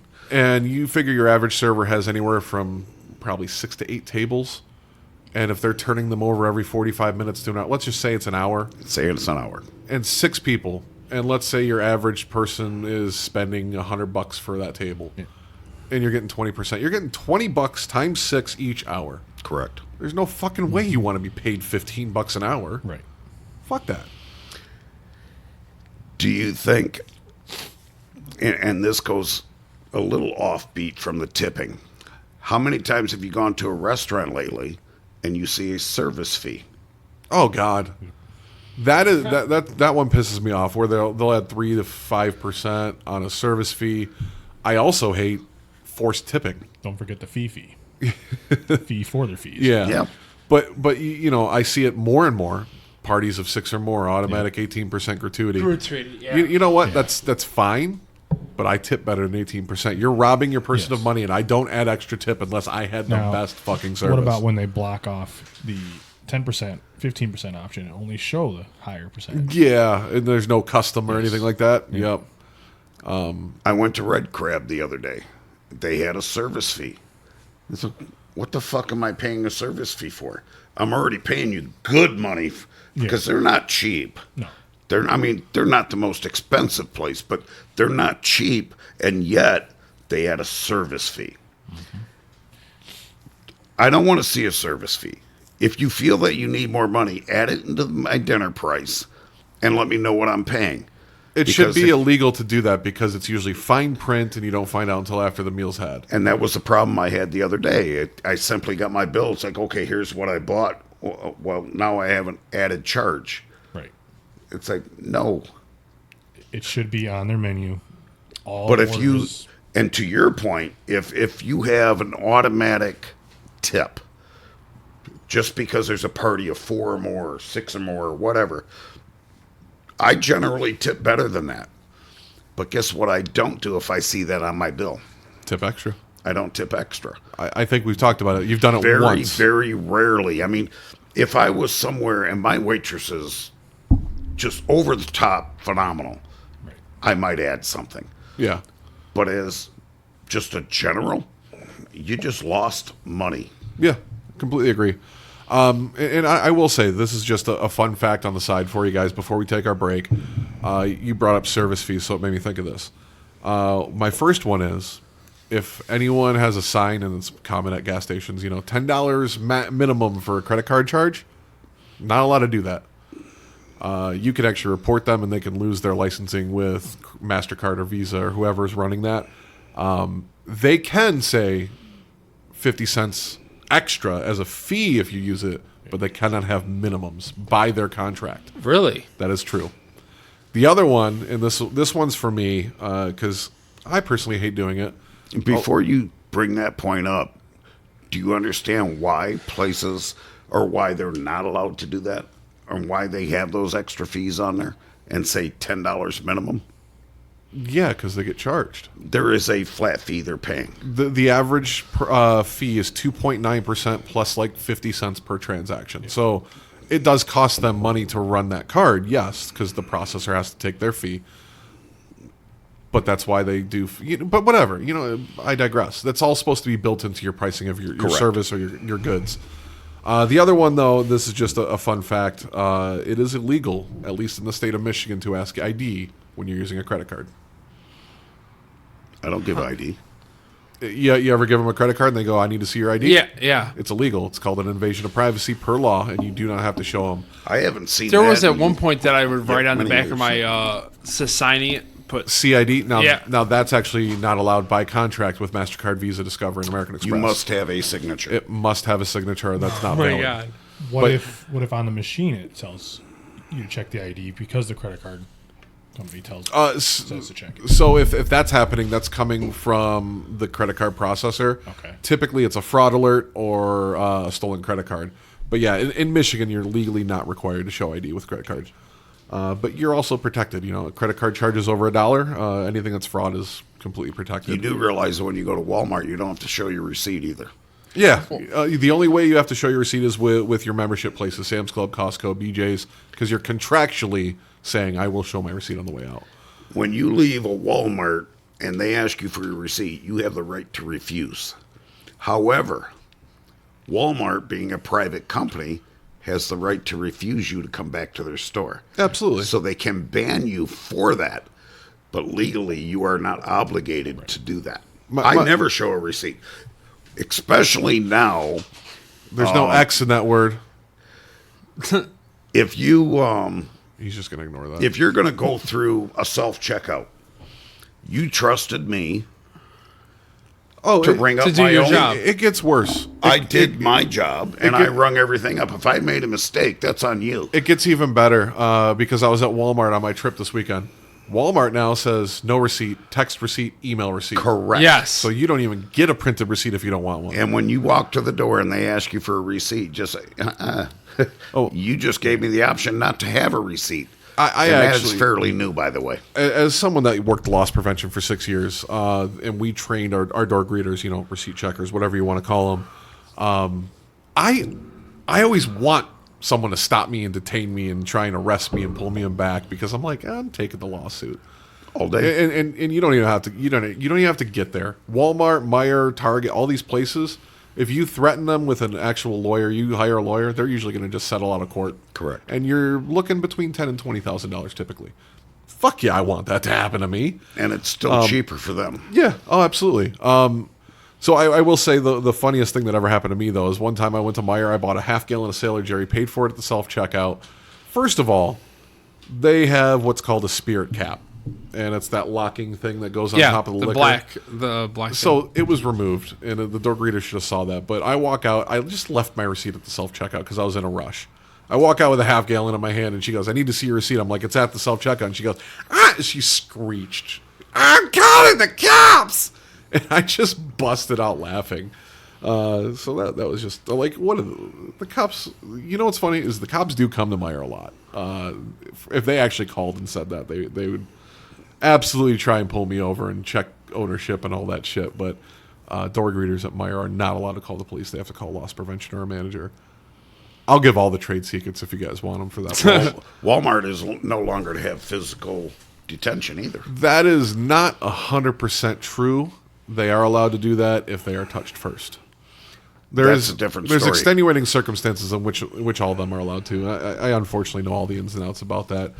But unless anyone else has anything else, I think it's about time for a break. Tommy's alive. He probably has something. I had a bunch of stuff prepared for tonight, and unfortunately, I don't know what Drank him away? I had almost less than what I usually do, and I don't know if it was the heat. The speed at which you drank it, maybe? Can I get you a shot, Tommy? No, I honestly, I don't know what. I'll get you a shot. I don't know if it was the heat. Maybe since I've not been hungry as much. And I haven't been eating this much. I don't know what. But I'm feeling better now.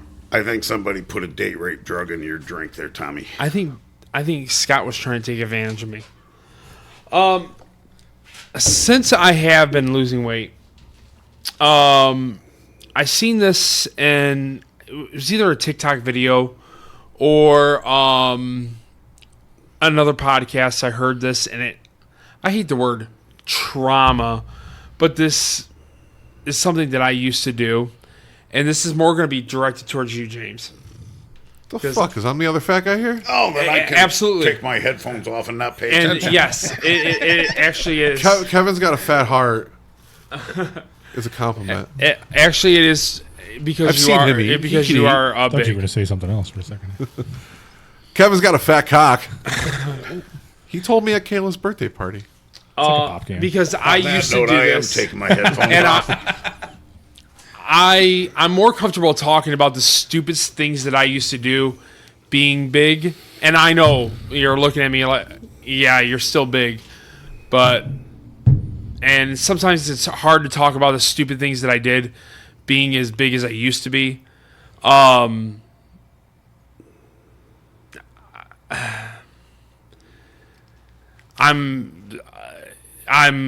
stumbling over my words not because of the stuff that I did earlier today, but because it is hard to talk things what I'm going to tell you. So the thing that I'm trying to express, I'm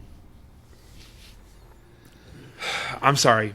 No, I've never had sex with food. No. I know I joke about it a lot, but Like I said, the word trauma. When I used to go through the drive-thru, let's say I wanted to get a Big Mac and a fry. I would order a Big Mac and a fry, but that would not be enough for me to eat. So then I would act like I needed more for a friend. So I would say, Yeah, I'll take a number one. Number one. Yeah, super size, or at the time, I'll take a large size with a Coke. 1 sec, I gotta make sure I got this right. I gotta check my text. Yeah, and I'll take a 10-piece nugget and a McChicken. And act like that was Somebody else's order. So, because- Key and Peele. Have you seen the skit where he's ordering pizza? Yeah. Yes. So he has the big fat bodysuit on. Yeah. He's like, I'll take a ham pineapple and then a sausage pineapple. Yeah. And he's like, do you want anything else? He's like, let me gauge the room. Okay, hands Yeah, up. yes. And then it's just all of his dolls around there. Yeah. I think one actually was in one of the guys from Impractical Jokers was talking about this past week, and that just brought that back up. That I actually used to do that at one of my biggest points in my life, and it's like now if I ever go to McDonald's, it's like I'll take one sandwich, and now I hardly even finish that sandwich, and I was just, what is your one most embarrassing fat hack or fat thing that you guys used to do that you may not do anymore? And like, Kevin, I've just met you tonight, and Big Papa Fresh, you're really not that big, but James, you are kind of in the boat that I am. Is there anything that you used to do that you don't do anymore? Absolutely. There's two of them. The first one, I think I've talked about it before. It wasn't, I didn't care what the order taker thought of me.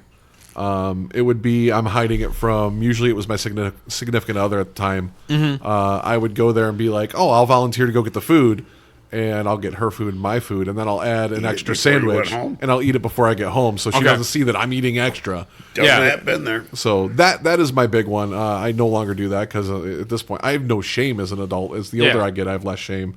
The other one, and you know what? I won't even say I don't do it anymore. I just haven't done it because, I don't know, there's nothing been good enough for me to do it.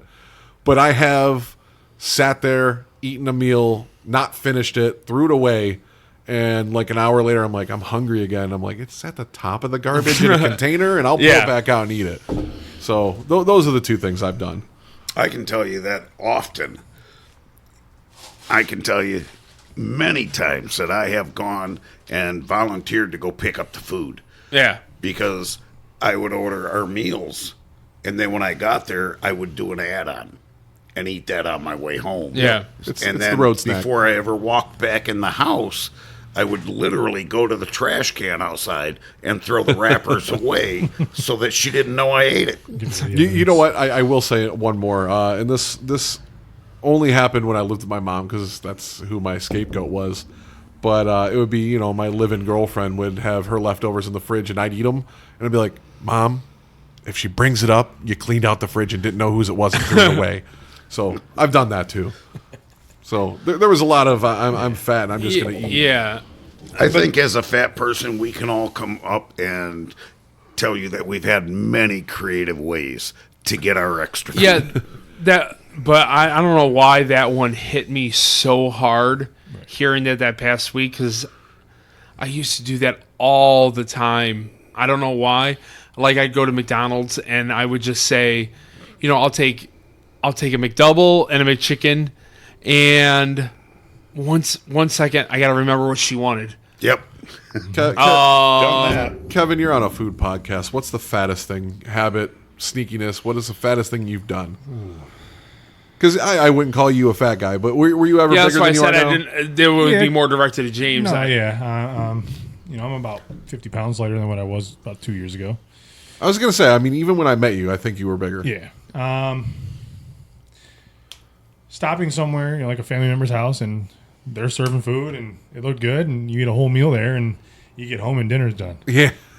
Well, I guess I have 2 dinners tonight, and you just eat away because you don't want them to get mad that they cooked this extravagant meal for you, waiting for you at home, and you don't want to, upset them. And That's eating out of guilt.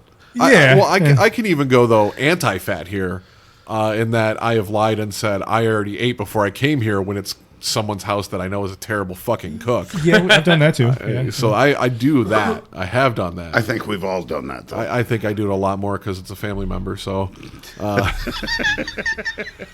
not getting into details. Here's my thing. If somebody's inviting me for dinner, and tell me if I'm the only one, because I don't think I am, but you know that person is just a filthy, filthy person, and they invite you for dinner. Have you ever gone there and said, yeah, we just ate, I'm not hungry, and you're fucking starving? I just flat out refuse to eat at someone's house if I know they are just absolutely disgusting. Yeah. I have a friend that has invited me over for dinner, and I know for a fact that at least they used to, they'd have puddles of dog shit and piss around their house, and they just let their cats. I don't let my cat on my counter. Like, I have a cat. Fur does get around, and sometimes you'll be unlucky and find a piece of fucking cat or dog fur in your food.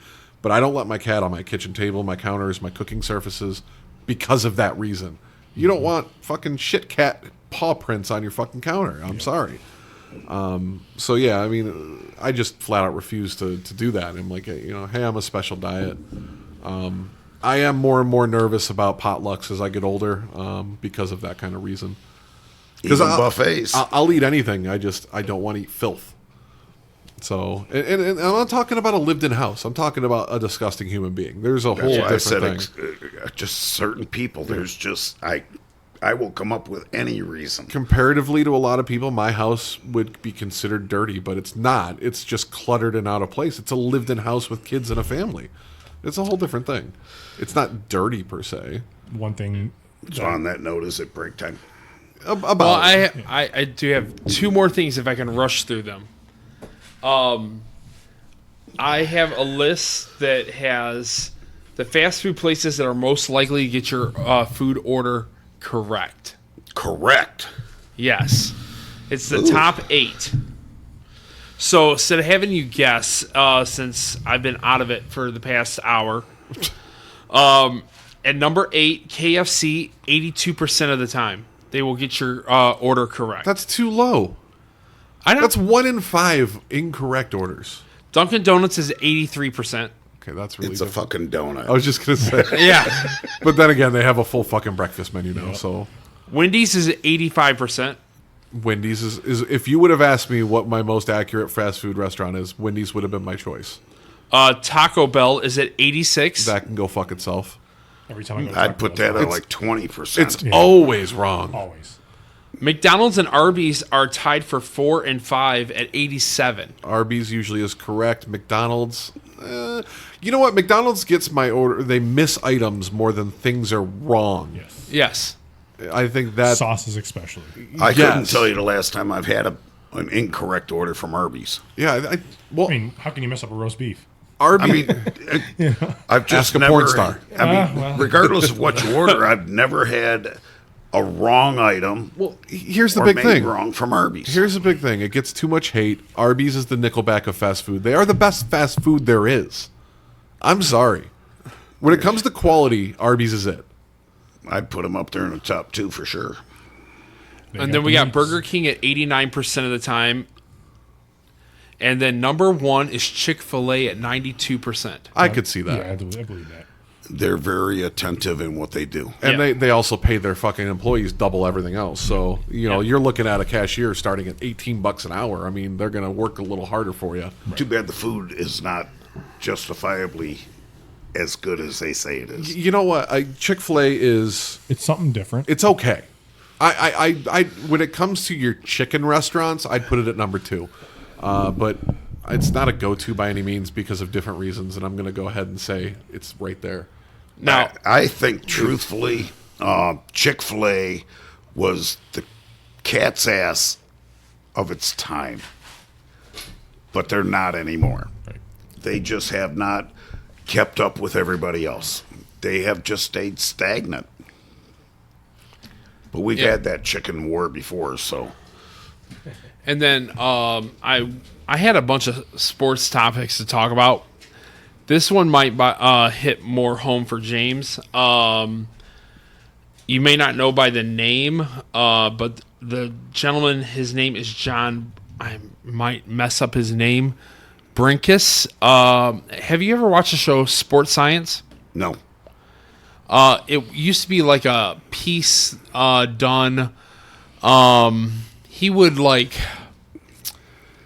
I'll bring it like more. He used to. Let's just use Patrick Mahomes for instance. He would break down how fast he would throw the ball, or at the arc that he would throw the football, or things like that. He lost his battle with depression, and he offed himself over the weekend, and so he died at 54 years old over the weekend. That happened just today, or at least it was released today. So I didn't know if anybody had heard. So I figured James knew what Sports Science was because it was featured on ESPN a lot and or on FSD. I couldn't remember, but I watched it a lot, so I didn't know if he was familiar with Sports Science. But yeah, I had a lot of sports topics, and like I said, I wasn't really coherent for a lot of the show. You weren't awake for it either. Well, I felt like I was awake. Like I heard you guys talking about the drums and breaks and stuff. It's just I was waiting for my time to actually engage, but I was like, I'm not lifting my head for this part. Yeah, you full on fell asleep at one point. It's all good. Anything else we got for it? Well, I mean, I can keep talking while you guys are doing, All right, get your time in, Tommy. Yeah. I'll cut up these burgers. Go ahead, Tommy. Yeah, so I feel like I need to eat some crow. So Javi Baez. I hated that man. I know not everybody watches baseball here at the table. But I almost feel like I owe the man to buy his jersey because at the end of last year, I wanted to buy his jersey just to burn it.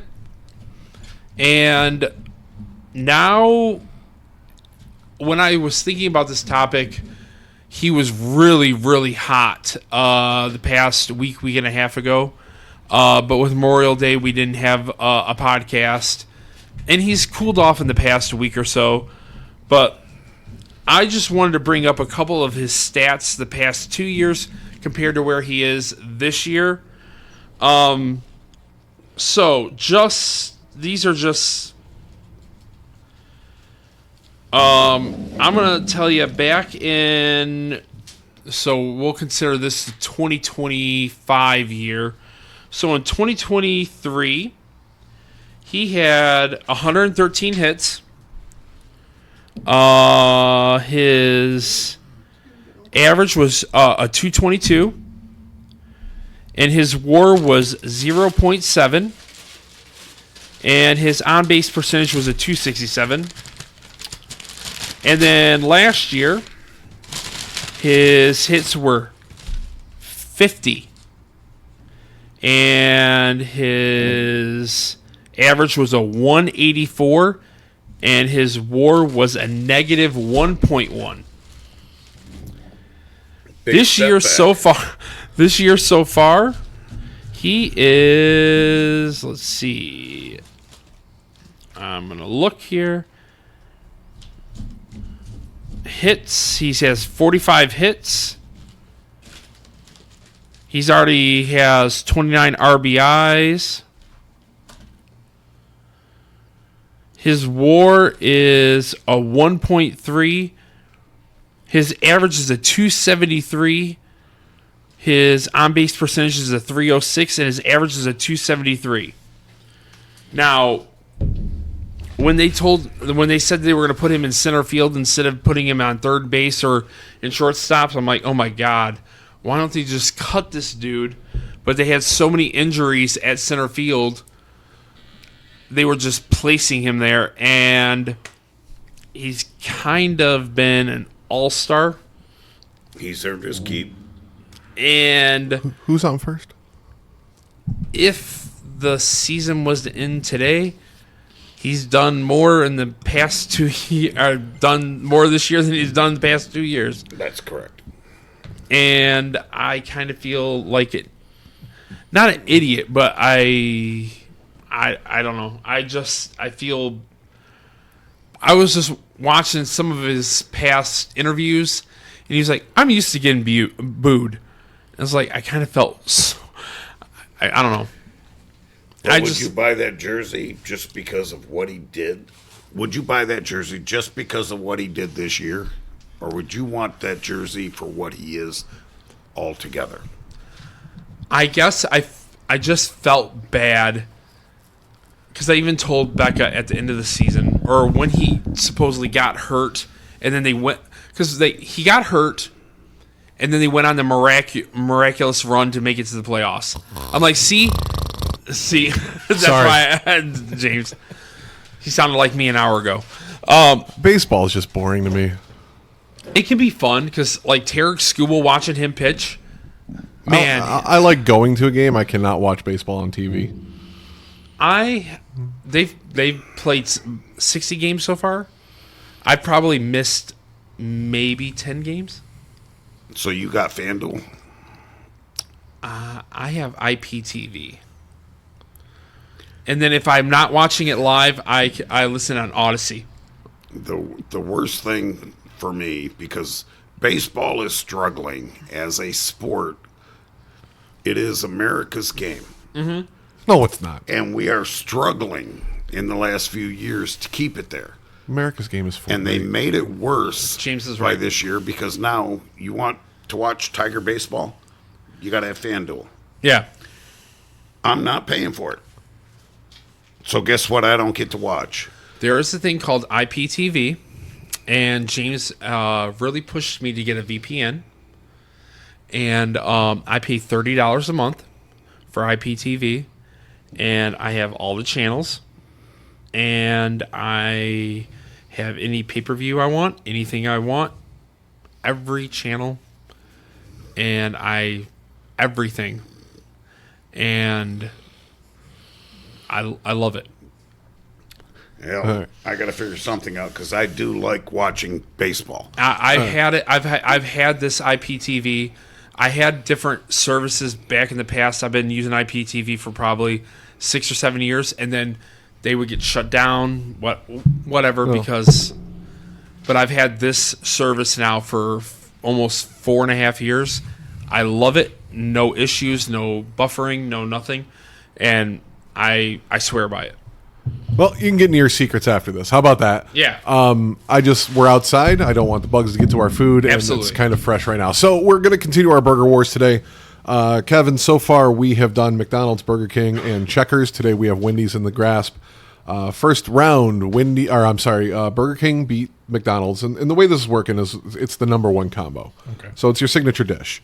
The Whopper beat the Big Mac, and then the Buford beat the Whopper. So today we have the Wendy's, and this is the Dave's Double. And now this is kind of stretching the rules, but not breaking the rules because it's still a number one combo because number one at Wendy's, you can get single, double, triple. Yep.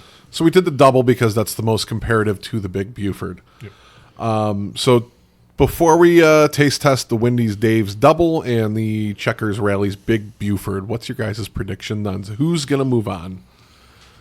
When I go to Wendy's, I usually get the Dave's Double, and I thought that Big Buford was going to win out through the whole tournament, or at least up to certain places that we went. But then when I went last time we did this, I wasn't impressed as much by the Big Buford.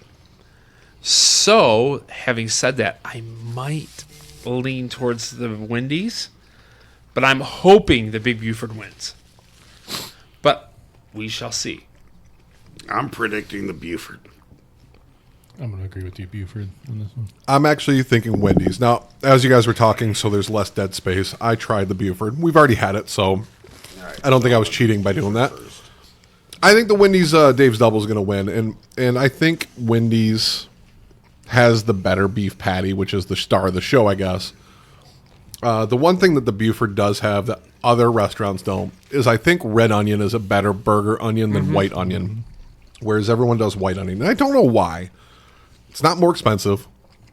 So I think we discussed on one of the last pods is that Kroger was going to be selling the Wendy's patty frozen, and you're like, well, that doesn't make sense because they're never frozen.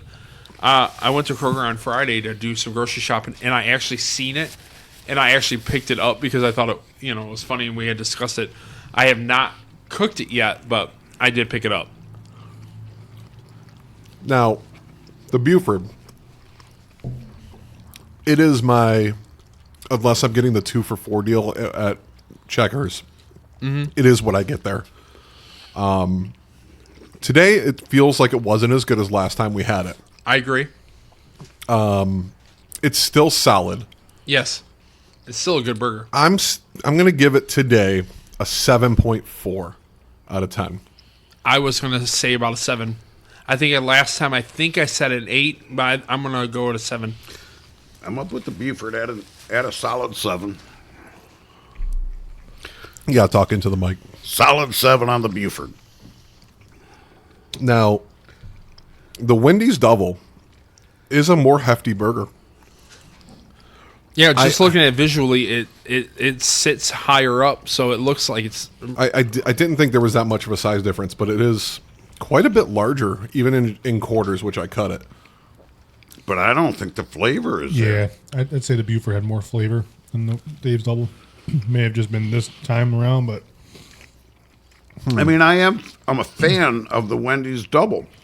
But this one particularly doesn't have a lot of flavor. The toppings actually overpowered the patty. I can't distinguish any of the toppings. Yeah. And see, I think you're wrong. I am going with the Wendy's burger better.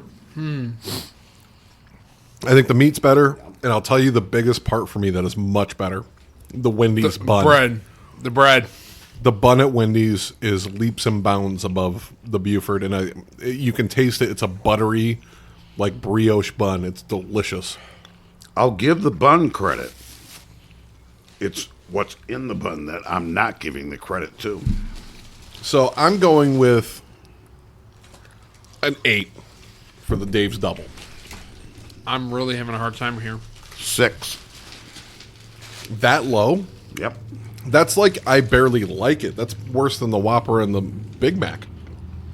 I'm gonna have to There's go not a lot of flavor. for the Buford 7.5 because it's consistent. Every time you get a Buford, James, it I don't know pretty what to much do. tastes the same. The Dave's Double, I'd say it was more of a 5 for me. I'd say go with your heart, but no, It's go with your very stomach. plain today. Yeah.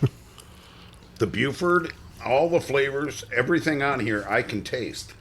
I can taste it all, James, I don't but know. I cannot on the Wendy's. You're not going to offend me whichever way you No, go. no. I'm with you because I feel like the Buford was the better experience, but the only reason why I'm saying it was the better experience was because I tasted more of the condiments and stuff, but it let me the double made me taste the meat in the bun more, and it tastes, the quality was better. So I'm like, well, the meat tasted better and the bun tasted better. So was... See, I mean, I think they're both solid. I'm only a half so- a point difference here. God. God ain't going to help you here.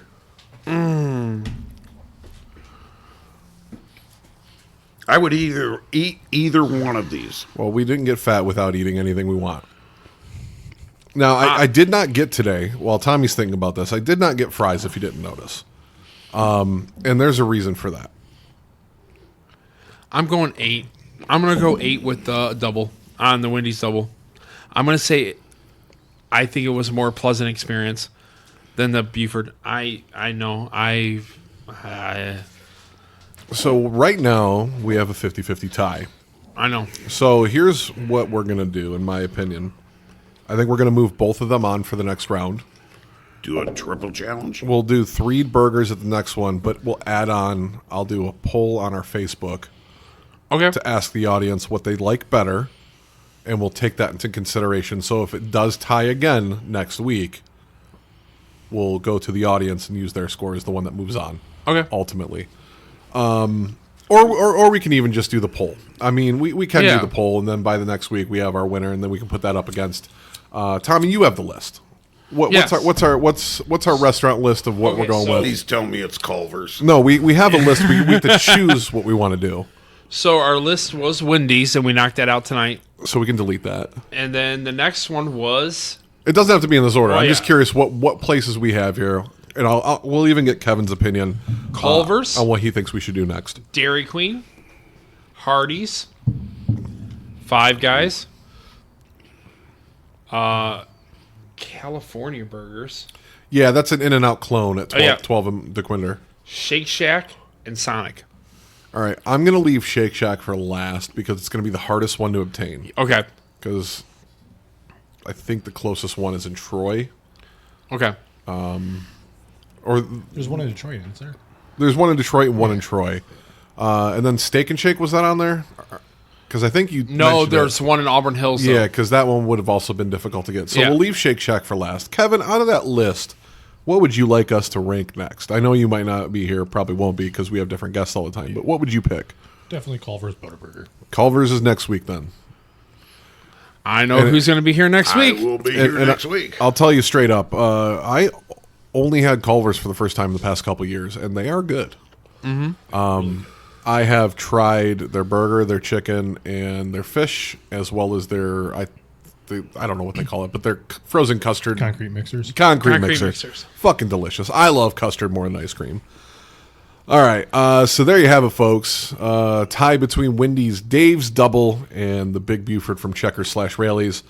Go ahead and go on our Facebook at Monday Night Meat and Potatoes. We're going to put a poll up tonight, and we'll see which one you like better. I'll share that poll around my Facebook and all the social medias we can. If you guys can do the same thing, we'll figure out our winner that moves on for next week.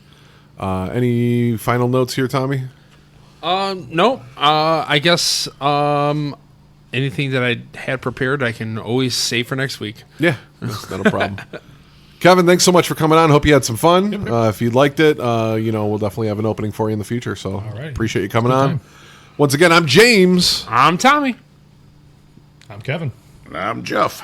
Monday Night Meat and Potatoes. We're out. This has been Monday Night Meat and Potatoes. We have big opinions and even bigger appetites. Everyone loves food, but not like us. And everyone has an opinion, but not like us. Look, it's three foodies sitting around talking food, movies, sports, personal stories, and whatever the hell else we want to talk about. And we have fun. We hope you did too. If you did, make sure to like, rate, and review. We'll be back soon, but in the meantime, hit us up on Facebook and Instagram at Monday Night Meat and Potatoes, on X and TikTok at Monday Night MP. See you next time on Monday Night Meat and Potatoes.